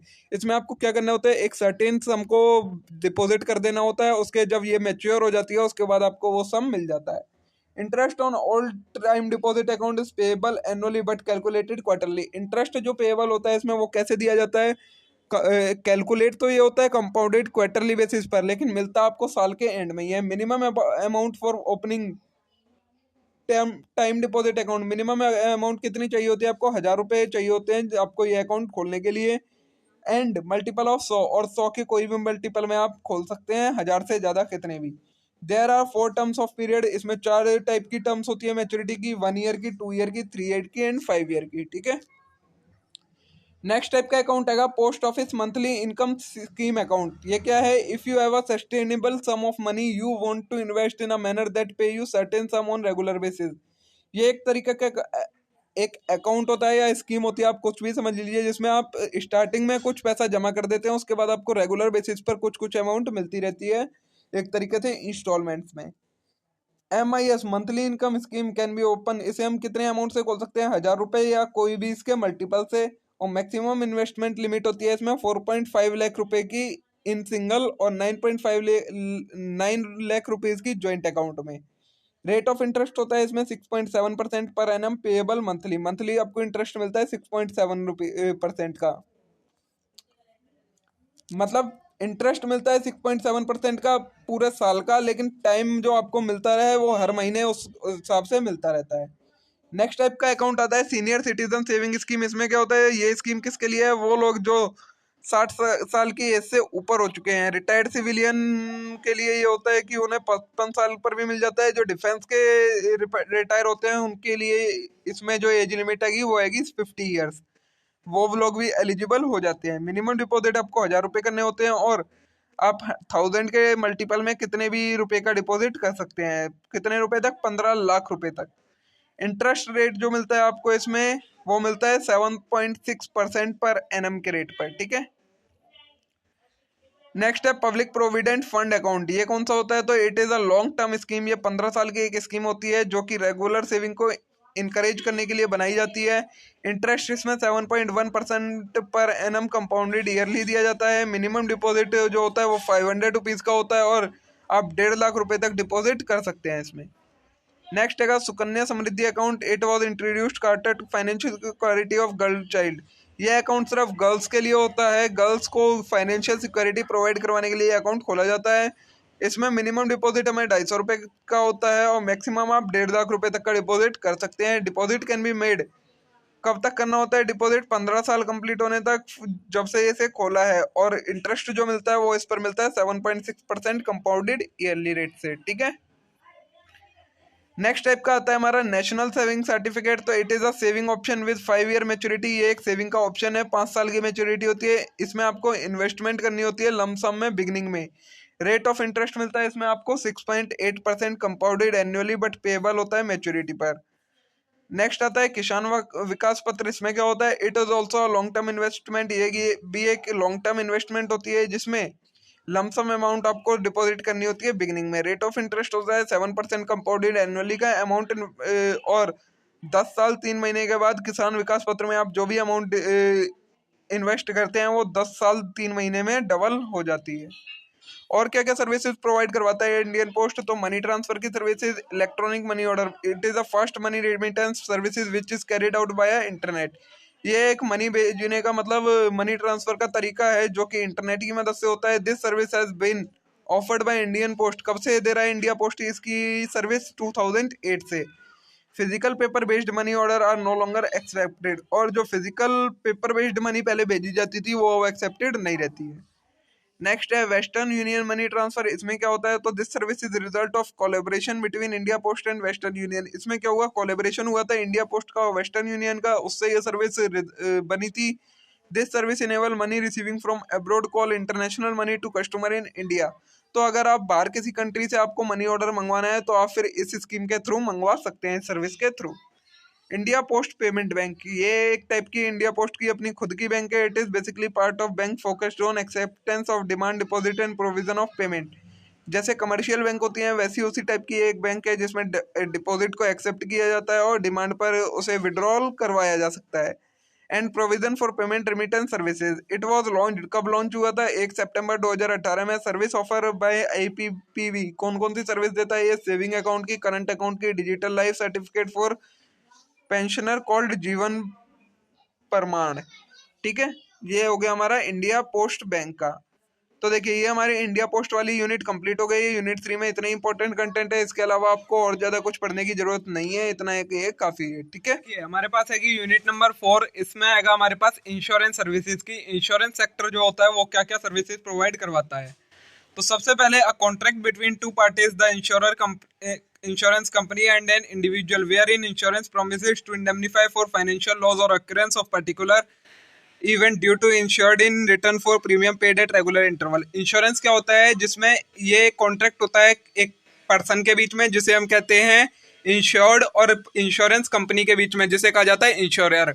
इसमें क्या कॉन्ट्रैक्ट होता है? जो इंश्योरेंस कंपनी होती है वो प्रॉमिस करती है इंश्योर्ड पर्सन को कि अगर तुम्हें कोई भी लॉस होता है तो उसके लिए हम तुम्हें इंडेमनिफाई करेंगे, बट उसके बदले में तुम्हें हमें रेगुलर इंटरवल पर कुछ प्रीमियम देना पड़ेगा। ठीक है, ये होता है इंश्योरेंस का contract. Insurance is risk transfer mechanism in which an individual transfer is risk to insurance company. ये एक मैकेनिज्म होता है जिसमें एक पर्सन का रिस्क एक इंश्योरेंस कंपनी पर ट्रांसफर हो जाता है। टाइप्स ऑफ इंश्योरेंस हैं हमारे पास। पहला आएगा लाइफ इंश्योरेंस। तो life insurance cover individual against the risk of death. Life insurance है वो किस चीज को कवर करता है? अगर किसी पर्सन की डेथ हो जाती है तो उसकी फैमिली वालों को कोई फाइनेंशियल लॉस ना बियर करना पड़े, उसको कवर करता है। These are many different type of life insurance. कई सारे टाइप के लाइफ इंश्योरेंस होते हैं, जैसे कि term, endowment, whole, money back and unit linked investment plans. Principle क्या होते हैं इंश्योरेंस के? Number 1, principle of utmost good faith. इसमें क्या होता है? मतलब इस प्रिंसिपल के अकॉर्डिंग जो इंश्योरर है और इंश्योर्ड है दोनों के बीच में एक ऐसी रिलेशनशिप होनी चाहिए कि दोनों को एक दूसरे से कोई भी बात ना छुपाएं। सेकंड है principle of proximate cause. It is based on cause and effect. Cause which state once effect has proven and cause has stretched, it is not necessary to go further. ये कहता है अगर एक बार कॉज पता लग गया क्या कॉज हुआ है और हमने उसे प्रूव कर दिया है तो फिर उसे बार बार फिर उसी पर बात करने की जरूरत नहीं है। नेक्स्ट है प्रिंसिपल ऑफ इंश्योरेबल इंटरेस्ट। मतलब जो पार्टी इंश्योरेंस करवा रही है किसी भी सब्जेक्ट मैटर का, उस पार्टी का उस सब्जेक्ट मैटर में एक इंश्योरेबल इंटरेस्ट होना चाहिए। मतलब अगर उसे कोई हो तो उसे कुछ खराब हो का मैटर का उसके सामने तो फिर वो सारे स्टेप्स ले जो एक अनइंश्योर्ड पर्सन लेता है। नेक्स्ट है प्रिंसिपल ऑफ सब्रोगेशन। इसमें क्या होता है? This state that following the settlement of claim for losses incurred on insured subject matter the insurer has authority to act in place of policy holder. This principle gives insurer the right to recover any loss payment paid to insurer from third party and prevent insured from collecting twice. क्या होता है principle of subrogation में? कि जिस party की वजह से loss हुआ है इंश्योर्ड पर्सन को, तो इंश्योरेंस कंपनी के पास राइट चला जाता है कि वो उस पार्टी से डैमेजेस क्लेम कर सके और कहीं दोबारा से जो इंश्योर्ड पर्सन है वो उस पार्टी से भी डैमेजेस क्लेम तो नहीं कर रहा है, ये इंश्योर करे। फिफ्थ है principle of indemnity. As per this the insured will only be completely compensated for their actual loss.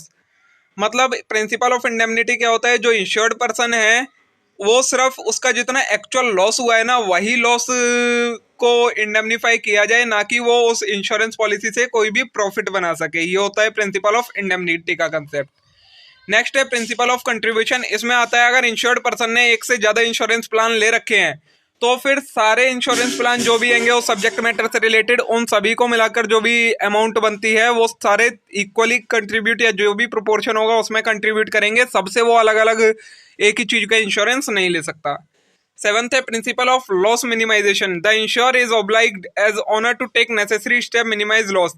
ये प्रिंसिपल क्या कहता है कि जो इंश्योर्ड पर्सन है वो सब्जेक्ट मैटर में अगर उसके सामने कोई लॉस हो रहा है सब्जेक्ट मैटर का तो वो सारे स्टेप्स ले वो उस लॉस को मिनिमाइज करने के, जिससे कम से कम लॉस हो और इंश्योरेंस कंपनी को कम से कम क्लेम देना पड़े। ठीक है, ये हो गए हमारे प्रिंसिपल। किन प्रिंसिपल पर इंश्योरेंस कंपनी वर्क करती है। आगे आएगा हमारे पास अब लाइफ इंश्योरेंस क्या होता है। लाइफ इंश्योरेंस मैंने आपको बता ही दिया, ये कॉन्ट्रैक्ट होता है इंश्योरर और इंश्योर्ड और इंश्योरेंस कंपनी के बीच में, जिसमें इंश्योरेंस कंपनी प्रॉमिस करती है इंश्योर्ड पर्सन को कि अगर तुम्हारी डेथ हो जाती है तो फिर तुम्हारे बाद जो भी नॉमिनी होंगे हम उन्हें एक लमसम अमाउंट देंगे, बट उसके लिए तुम्हें हमें प्रीमियम पे करनी होगी, ठीक है।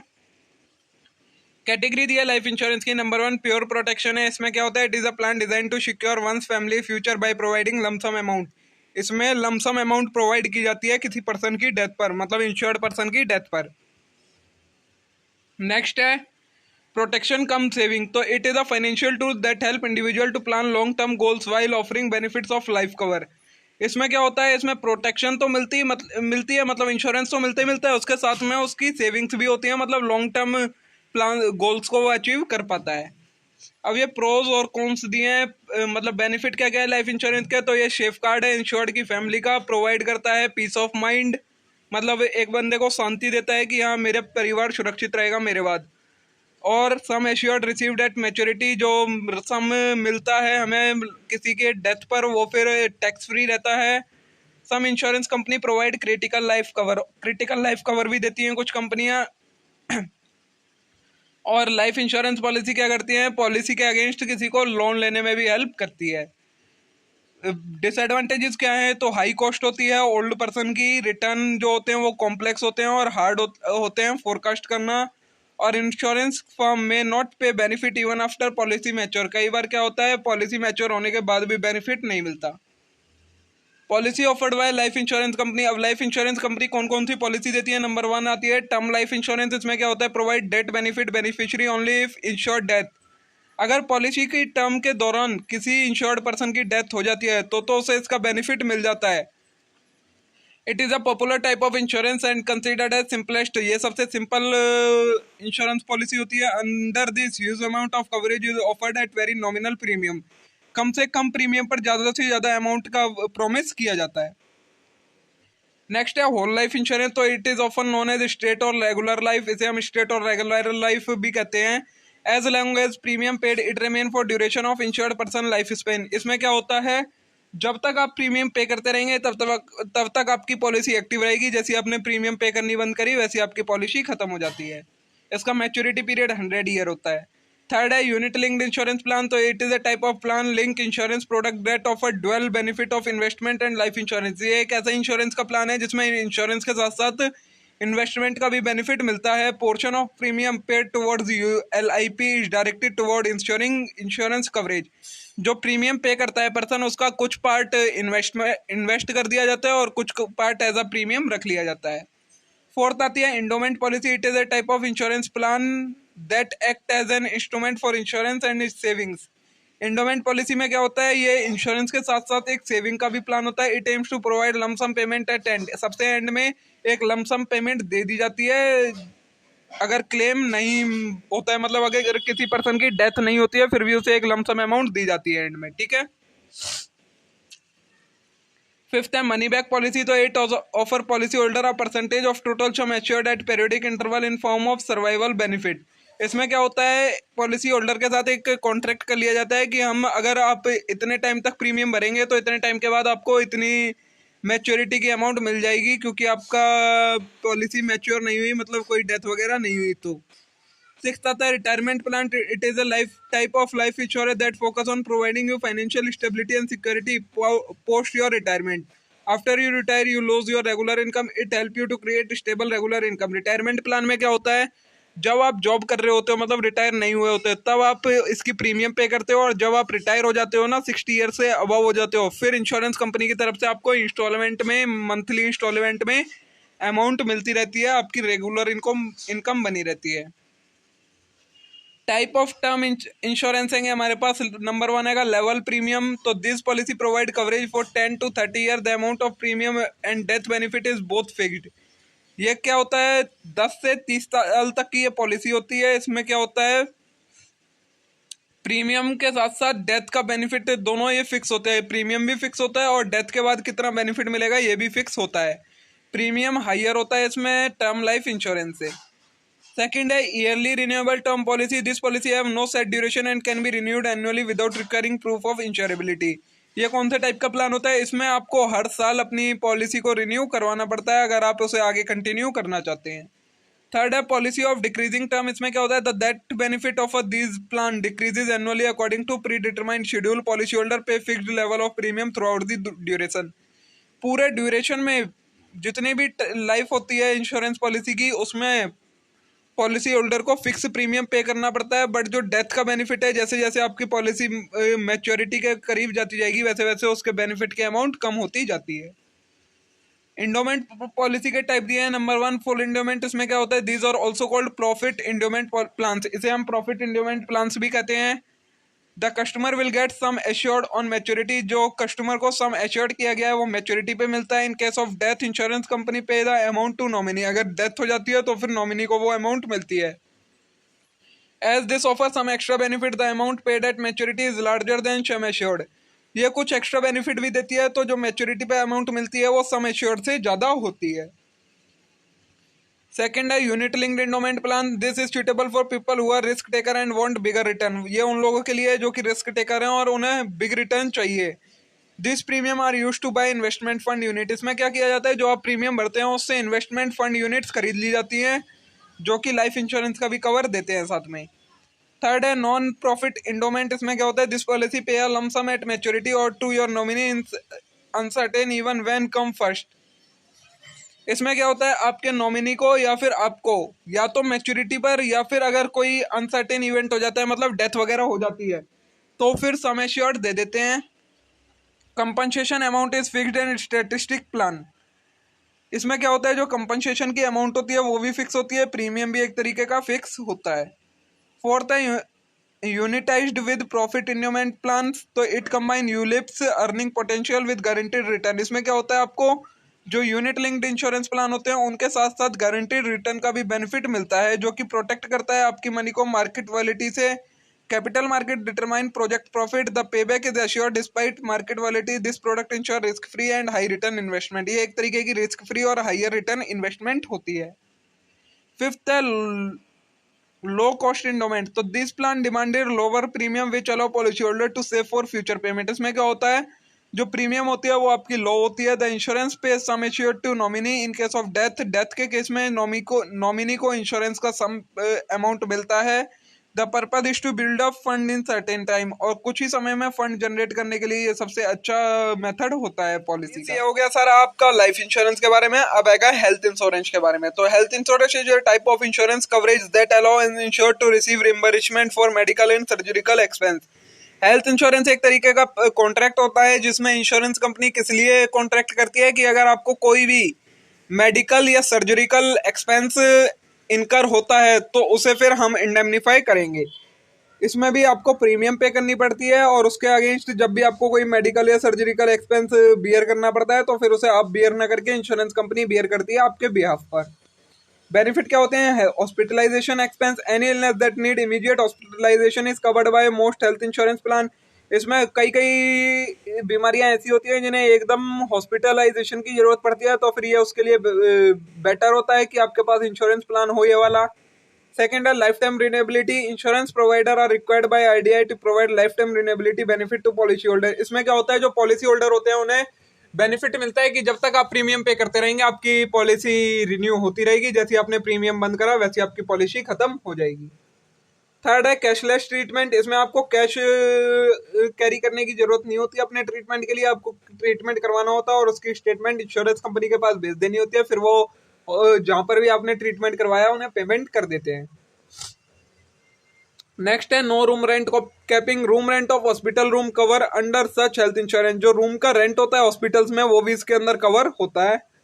Fifth tax benefit. इस इनकम पर कोई भी टैक्स का डिडक्शन नहीं होता है, कोई टैक्स नहीं लगता है। Six transportation charges. जो एम्बुलेंस के ट्रांसपोर्टेशन चार्जेस होते हैं वो भी इसके अंदर कवर होते हैं। अब हेल्थ इंश्योरेंस कंपनी है वो कौन कौन सी पॉलिसी देती है? तो number 1 individual health insurance. This plan have single policy holder who receive all coverage benefit. इसमें सिंगल पॉलिसी होल्डर का इंक्लूड किया जाता है, मतलब सिर्फ एक पर्सन के लिए ये पॉलिसी होती है। This plan include patient hospitalisation expense. इसमें क्या क्या आता है? पेशेंट का hospitalisation expense, pre hospitalisation expense मतलब हॉस्पिटल जाने से पहले का जो भी एक्सपेंस हुआ हो, और हॉस्पिटल से आने के बाद जो भी थोड़ा बहुत एक्सपेंस होता है, वो सारी चीजें इसमें कवर होती हैं। इसकी कोई अपर एज की लिमिट नहीं होती है रिन्यूअल करवाने की। There is no limit of no claim made during term of policy. यहाँ पर कितने भी क्लेम कर सकते हैं आप अपनी पॉलिसी के दौरान, कोई लिमिट सेट नहीं होती है। नेक्स्ट है फैमिली फ्लोटर हेल्थ इंश्योरेंस। तो it is a plan cover entire family for floater some insured. इसके अंदर क्या होता है? पूरी फैमिली का हेल्थ इंश्योरेंस होता है। They make it easier for individual to manage his और health insurance by covering family member. इसमें क्या होता है? एक इंडिविजुअल को इजीली मैनेज कर लेता है वो अपने इंश्योरेंस के साथ साथ सभी फैमिली मेंबर का भी इंश्योरेंस। नेक्स्ट आता है सीनियर सिटीजन हेल्थ इंश्योरेंस। तो दिस प्लान आर डिजाइन, ये किसके लिए बनाए गए हैं? जो 60 साल से लेकर 75 साल तक के लोगों के लिए ये प्लान होते हैं।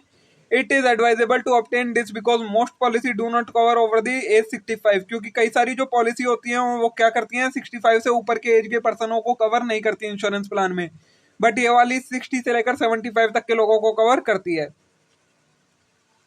नेक्स्ट है fourth women specific health insurance plan. तो this plan are specifically design to meet insurance needs of women. Women की इंश्योरेंस नीड्स को फुलफिल करने के लिए ये प्लान बनाए गए हैं। This plan protect women from health care cost during pregnancy, retirement, coverage for newborn baby, coverage for child education and so on.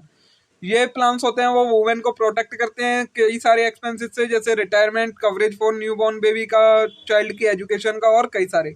This plan have low premium, इनकी premium लो होती है, और लाइफ टाइम रिन्यूएबिलिटी का benefit होता है।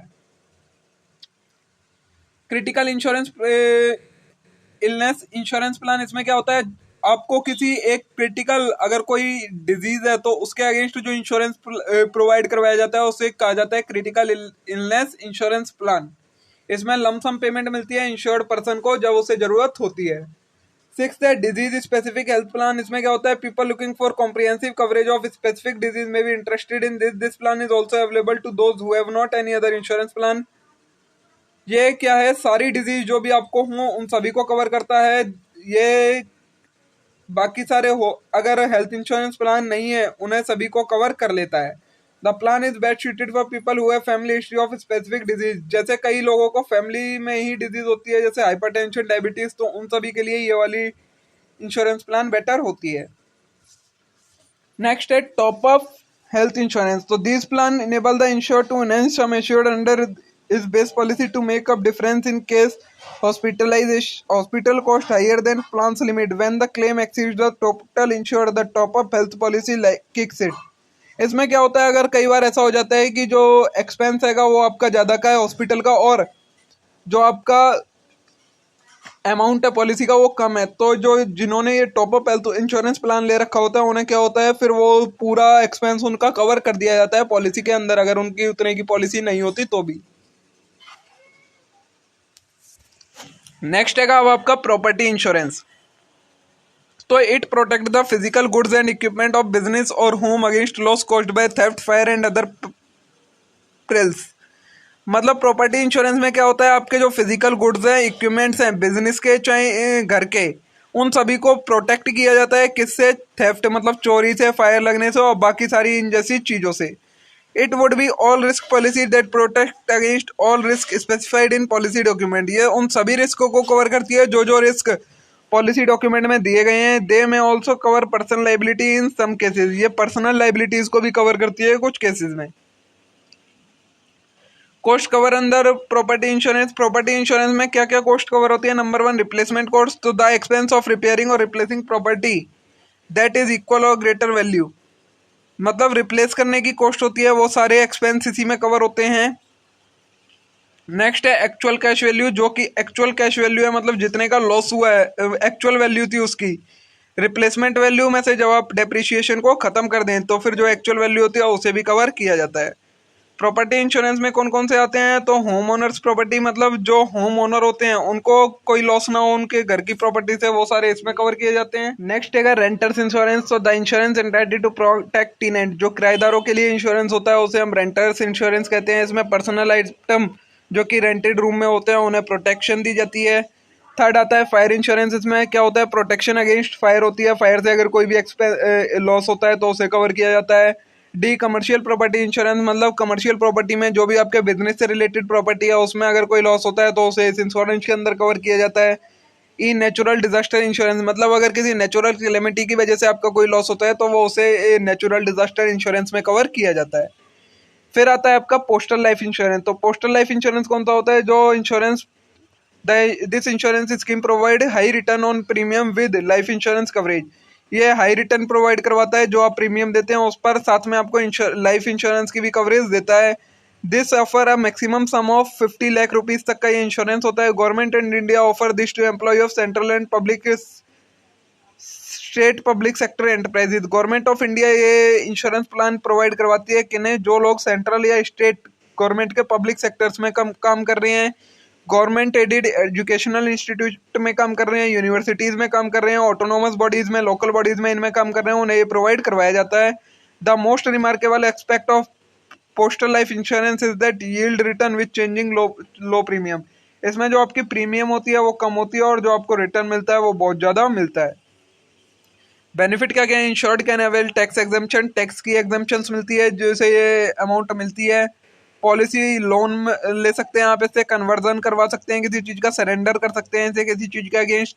Transferring of policy to any circle is free, कहीं पर भी आप इसे ट्रांसफर कर सकते हैं। Passbook facility for tracking premium, passbook की फैसिलिटी होती है प्रीमियम को ट्रैक करने के लिए।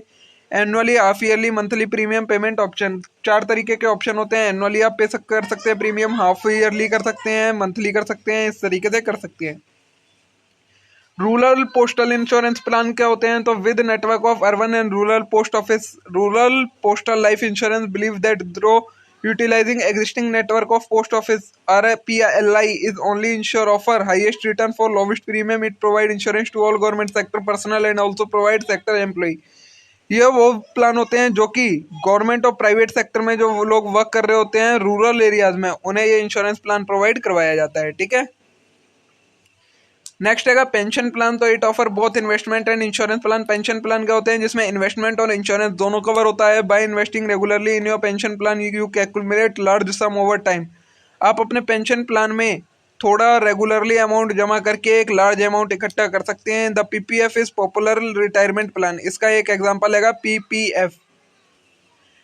पेंशन प्लान भी कई टाइप के होते हैं। नेशनल पेंशन स्कीम, इसमें क्या होता है? Government create NSP to help retired people. Government ने ये नेशनल पेंशन स्कीम बनाई है रिटायर्ड पीपल के लिए। मिनिमम अमाउंट ऑफ इन्वेस्टमेंट कितनी होती है? आपको 1000 रुपये महीने जमा करने पड़ते हैं और आपको रिटायरमेंट के बाद पेंशन मिलनी स्टार्ट हो जाती है।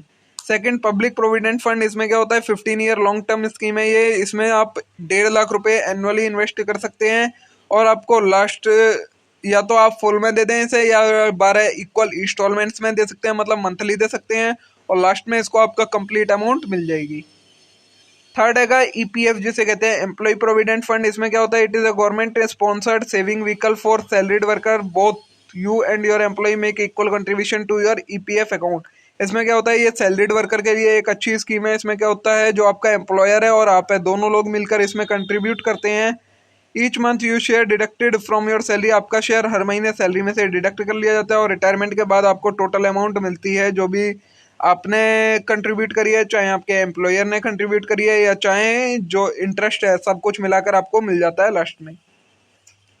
नेक्स्ट है annuity plan with insurance coverage. जिसमें क्या होता है? This plan give life time protection and study income. इसमें क्या होता है? लाइफ टाइम कवरेज के साथ साथ आपको स्टडी इनकम मतलब रेगुलर इनकम भी मिलती है। इफ ट्रेजेडी ओकर while plan active your family receive a lump sum amount. और अगर इस प्लान के दौरान कोई डेथ वगैरह हो जाती है, कोई भी ट्रेजेडी होती है, तो फिर आपकी फैमिली को एक लमसम अमाउंट मिलेगी। ठीक है, ये हो गई आपकी 4th यूनिट भी कंप्लीट। अब एक और यूनिट रह गई हमारी, यूनिट नंबर 5, उसे और देखते हैं हम। यूनिट नंबर 5 है स्टॉक मार्केट के बेसिक कंसेप्ट। नंबर 1 है सेंसेक्स क्या होता है? तो also known as sensitive index that consist 30 pump.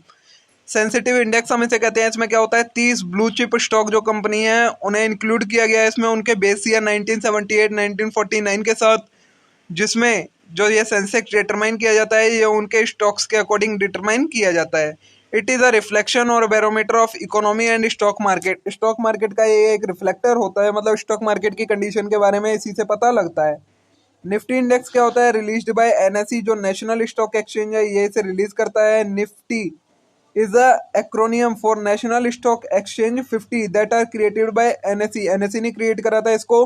अप्रैल 21 1996 में। इसमें क्या है, जो इंडेक्स होता है वो किसके अकॉर्डिंग होता है, 50 equity firms out of 2000 equity firm में से 50 टॉप इक्विटी फर्म्स के अकॉर्डिंग ये निफ्टी इंडेक्स डिसाइड किया जाता है।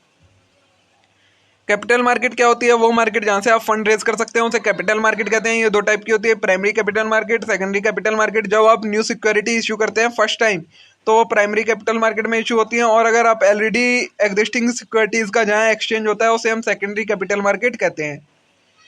इनिशियल पब्लिक ऑफर क्या होता है, it is a process which private company goes public by issuing its share to general public for first time. ये एक प्रोसेस है जिसमें जो प्राइवेट कंपनियां हैं फर्स्ट टाइम अपना शेयर जनरल पब्लिक को इशू करती हैं सब्सक्राइब करने के लिए, उसे हम आईपीओ कहते हैं। After IPO complete the complete share are traded on open market. एक बार अगर आईपीओ हो जाता है फिर उसके शेयर से स्टॉक एक्सचेंज पर ट्रेडेड होने लगते हैं। फॉलो ऑन पब्लिक ऑफर ये क्या होता है, एफपीओ जिसे हम कहते हैं, it is a process through which a firm already listed on stock market issue share to current share holder और न्यू इन्वेस्टर। ये एक प्रोसेस है जिसमें जो कंपनी पहले से लिस्टेड है स्टॉक एक्सचेंज पर वो अपने और न्यू शेयर इशू करती है, तो उसे हम एफपीओ कहते हैं। नेक्स्ट है ऑफर फॉर सेल। इसमें क्या होता है, जो कंपनी होती है वो डायरेक्टली अपने शेयर पब्लिक को ना शेयर सेल करके एक ब्रोकर को सेल कर देती है, वो उसके सारे शेयर खरीद लेता है, फिर उस ब्रोकर के थ्रू सारी पब्लिक को उसके कंपनी के शेयर मिलते हैं, वो कहलाता है ऑफर फॉर सेल। नेक्स्ट है म्यूचुअल फंड। ये क्या होता है, पूल ऑफ इन्वेस्टर्स फंड होता है। इसमें क्या होता है, जो म्यूचुअल फंड होते हैं वो जो इन्वेस्ट करते हैं मतलब सेविंग्स करते हैं उसमें, वो उन सभी के अमाउंट को इकट्ठा करके स्टॉक मार्केट में लगा देते हैं, बॉन्ड्स में या सिक्योरिटीज में, और उन्हें फिर उस पर रिटर्न भी देते हैं। म्यूचुअल फंड के टाइप दिए आपको, इतना ज्यादा डिटेल में वैसे जाने की जरूरत है नहीं। ओपन एंडेड फंड होते हैं, these fund do not restrict number of timing of purchases. इसमें कोई भी नंबर ऑफ टाइम परचेज का कोई रिस्ट्रिक्शन नहीं होती है। इन्वेस्टर कैन एंटर और exit fund at current asset value. कभी भी आप एंटर कर सकते हैं इसमें या कभी भी एग्जिट कर सकते हैं। क्लोज एंडेड फंड होते हैं, इसमें प्री डिटरमाइंड यूनिट कैपिटल होती है और कुछ ही टाइम के लिए ये अवेलेबल होते हैं। इंटरवल फंड होते हैं, हाइब्रिड ऑफ बोथ, जिसमें ये दोनों के बेनिफिट्स होते हैं, वो कहलाते हैं इंटरवल फंड्स। इन्हें छोड़िए, अब रिस्क देखिए। रिस्क क्या होता है, any uncertainty in your investment that could have negative impact on your finance. कोई भी अनसर्टेनिटी जिसकी वजह से आपके फाइनेंस का लॉस हो, मतलब आपके पैसे का लॉस हो, तो वो कहलाता है रिस्क। रिस्क दो टाइप के होते हैं, सिस्टमेटिक और अनसिस्टमेटिक। सिस्टमेटिक में risk that exist through the system and affect the entire market. एक ऐसा रिस्क जो पूरे सिस्टम में आए और पूरी मार्केट को अफेक्ट कर दे, वो कहलाता है सिस्टमेटिक रिस्क। और अनसिस्टमेटिक होते हैं जो कि रेजिडुअल, यूनिक एंड डिजायरिफाइबल रिस्क होते हैं, जो कि किसी यूनिक कंपनी या इंडस्ट्री में आते हैं सिर्फ। इक्विटी शेयर और प्रेफरेंस शेयर क्या होते हैं, तो preference share refers to preferential right with respect to payment of dividend. वो शेयर जिनको डिविडेंड की पेमेंट में और रिपेमेंट में प्रेफरेंशियल राइट होता है, मतलब उनके पास राइट होता है कि उन्हें एक फिक्स्ड अमाउंट ऑफ डिविडेंड मिलेगी और रिपेमेंट की जाएगी उनकी कैपिटल की, वो कहलाते हैं प्रेफरेंस शेयर। बाकी जो रह गए वो कहलाते हैं इक्विटी शेयर। डिविडेंड क्या होता है, जब कंपनी अपने प्रॉफिट में से कुछ हिस्सा अपने शेयर होल्डर्स को डिस्ट्रीब्यूट कर दे तो उसे हम डिविडेंड कहते हैं। फेस वैल्यू मतलब वो value stated value of each share mentioned by company. जो कंपनी ने अपने रजिस्ट्रेशन डॉक्यूमेंट में अपने शेयर्स की वैल्यू लिख रखी है वो कहलाती है फेस वैल्यू। बोनस शेयर क्या होता है, जब कंपनी अपने रिजर्व को कैपिटलाइज करने के लिए अपने एग्जिस्टिंग शेयर होल्डर को फ्री ऑफ कॉस्ट कुछ शेयर इशू कर दे तो वो कहलाता है बोनस शेयर। स्टॉक स्प्लिट क्या होता है, स्टॉक स्प्लिट में जो कंपनी के एग्जिस्टिंग शेयर्स हैं उन्हें वो और छोटे टुकड़ों में डिवाइड कर देती है, 10 रुपए वाले शेयर को 2 रुपए में डिवाइड कर देती है, वो कहलाता है स्टॉक स्प्लिट। बाईबैक क्या होता है, वो प्रोसेस जिसमें कंपनी अपने फंड जो उसके पास आइडल फंड पड़ा है उसे खत्म करने के लिए अपने शेयर्स को मार्केट में से वापस खरीद लेती है, उसे कह लेते हैं हम बाईबैक। डिबेंचर्स क्या कहलाते हैं, ये एक इंस्ट्रूमेंट है लोन रेज करने का, डेट लेने का एक इंस्ट्रूमेंट है, एक एविडेंस होता है कि किस पर्सन ने किससे डेट लिया हुआ है। मार्केट वैल्यू क्या होती है, मार्केट वैल्यू वो होती है जो कि स्टॉक एक्सचेंज पर जिस वैल्यू में शेयर्स ट्रेडेड हो रहे होते हैं या सिक्योरिटीज ट्रेडेड हो रही होती है उसे हम कहते हैं मार्केट वैल्यू।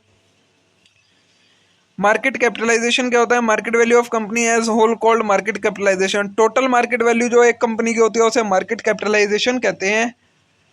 डीमेट अकाउंट और ट्रेडिंग अकाउंट क्या होता है? तो demat account hold security in electronic form. Demat account एक टाइप का अकाउंट होता है जो कि आपकी सिक्योरिटीज को इलेक्ट्रॉनिक फॉर्म में होल्ड करके रखता है। ये 1966 में स्टार्ट हुआ था। एनएसडीएल और सीडीएसएल सर्विस प्रोवाइड करवाते हैं, इसमें डिपॉजिटरी कहलाते हैं। नेक्स्ट है delivery instrument slip. Delivery instrument slip क्या होती है? तो before advent of demat account, physical delivery instruction slip perform same role as cheque. If share holder want to transfer share to another person, he need to fill detail of demat account. से पहले जो share transfer किए जाते थे वो इस delivery instruction slip के according किए जाते थे। Business days, pre opening session और ट्रेडिंग सेशन क्या होता है? तो बिजनेस डेज वो डेज होते हैं जिसमें शेयर्स स्टॉक मार्केट में ट्रेड होते हैं। जिन डेज में वो होते हैं बिजनेस डेज। सैटरडे और संडे को स्टॉक शेयर ट्रेड नहीं होते हैं, तो वो बिजनेस डेज की लिस्ट में नहीं आते। प्री ओपनिंग सेशन क्या होता है? एक्चुअल ट्रेडिंग स्टार्ट होने से पहले 15 मिनट पहले जो विंडो ओपन हो जाती है उसे हम कहते हैं प्री ओपनिंग सेशन। और ट्रेडिंग सेशन होता है हमारा 9:15 से लेकर 3:30 तक का ट्रेडिंग सेशन होता है शेयर्स का या सिक्योरिटीज का। नेक्स्ट है ओपनिंग एंड क्लोजिंग प्राइस। तो closing price is weighted average of price at which a share has traded in last 30 minute of business days. Business days में लास्ट 30 मिनट में share किस amount पर trade हुआ है उसका जो एवरेज प्राइस होता है वो कहलाता है क्लोजिंग प्राइस। और opening price at which share first trade during trading session. Trading session start होने पर फर्स्ट शेयर किस अमाउंट में ट्रेड होता है वो कहलाता है opening trade stock opening price. Blue chip stock and defensive stock क्या होता है? तो blue chip stock is that company which are reputation for good performance in term of quality of its earning, reliability of its operation and its ability to operate profitably. ये blue chip company होती है जो कि अपनी अच्छी performance के लिए reputed company होती है, जो कि रिलायबल होती है अपने ऑपरेशन पर और इनमें एबिलिटी होती है प्रॉफिट में ही हमेशा ऑपरेट करती हैं ये। Defensive stock are those which deliver return irrespective of performance of economy and stock market. Defensive stock कौन से स्टॉक होते हैं? वो स्टॉक जो आपको रिटर्न देते हैं बिना किसी स्टॉक मार्केट कंडीशन और इकोनॉमी की परफॉर्मेंस को देखे बिना। Bull bear, bull market and bear market. A bull is one who expect that price of share would rise and buy share in such expectations। एक बुल कौन होता है? वो होता है जो कि जिसे लगता है कि अब शेयर के प्राइस बढ़ने वाले हैं और वो उससे पहले ही शेयर खरीद लेता है, वो कहलाता है बुल। और someone who expect decline in price, जिसे लगता है कि प्राइस कम होने वाले हैं और वो अपने शेयर बेच देता है, वो कहलाता है बियर। बुल मार्केट क्या होती है? इन विच शेयर प्राइस आर राइजिंग। वो मार्केट शेयर की मार्केट जिसमें हमेशा शेयर के प्राइस बढ़ते ही जा रहे हैं, तो वो कहलाती है बुल मार्केट। और बियर मार्केट वो जिसमें प्राइस घट रहे होते हैं। स्टॉप लॉस क्या होता है? It enable one two stop loss. It is a feature available in demat account. ये डीमेट अकाउंट में एक फीचर होता है जिससे आप क्या कर सकते हैं, आपको जितनी अमाउंट पर शेयर्स अपने जो शेयर्स हैं उन्हें बेचना है वो अमाउंट सेट कर दो, तो उससे जैसी उस अमाउंट पर शेयर आएगा वैसी वो अपने आप एग्जीक्यूट हो जाएगा। डेरिवेटिव क्या होता है? Contract that derive its value from one and more assets. वो कॉन्ट्रैक्ट जो कि एक या एक से ज्यादा एसेट से अपनी वैल्यू को ड्राइव करे, डेरिवेटिव कहलाता है। Call option, put option. Call option give the holder of option the right to buy. Call option से क्या होता है? होल्डर के पास ऑप्शन आ जाता है कि वो शेयर खरीद सके या सिक्योरिटी खरीद सके। पुट ऑप्शन से ऑप्शन आ जाता है कि वो सिक्योरिटीज को बेच सके। नेक्स्ट है होल्डिंग पीरियड, द पीरियड और duration for which investor hold investment before selling it. Holding period क्या होता है? किसी भी इन्वेस्टमेंट को सेल करने से पहले ओनर ने उसे कितने टाइम तक होल्ड किया, वो कहलाता है holding period. Short term and long term capital gain क्या होता है? तो 12 महीनों से कम पीरियड में जो गेन हुआ वो शॉर्ट टर्म कैपिटल गेन, और 12 महीनों से ज्यादा का जो गेन होता है वो long term capital gain. The rate of tax applicable on this gains demand change in income tax. इन पर टैक्स लगता है, जो शॉर्ट टर्म और लॉन्ग टर्म कैपिटल गेन होते हैं इन पर टैक्स लगता है। तो देखिए दोस्तों, इसी के साथ आज की वीडियो हमारी खत्म होती है। हमने पांचों यूनिट नंबर 1 से लेकर यूनिट नंबर 5 तक के सभी कंसेप्ट को डिटेल में एक्सप्लेन कर लिया है, देख लिया है। आपके सारे डाउट क्लियर हो गए होंगे। ये वीडियो आप लोगों के लिए यूजफुल रही होगी। अगर वीडियो अच्छी लगी हो तो वीडियो को लाइक जरूर करें, चैनल को जरूर सब्सक्राइब करें और वीडियो को ज़्यादा से ज़्यादा शेयर करें अपने सभी दोस्तों के साथ, जिससे उनको भी इसका बेनिफिट मिल सके। तो चलिए अब हम मिलते हैं नेक्स्ट वीडियो में, तब तक के लिए थैंक यू।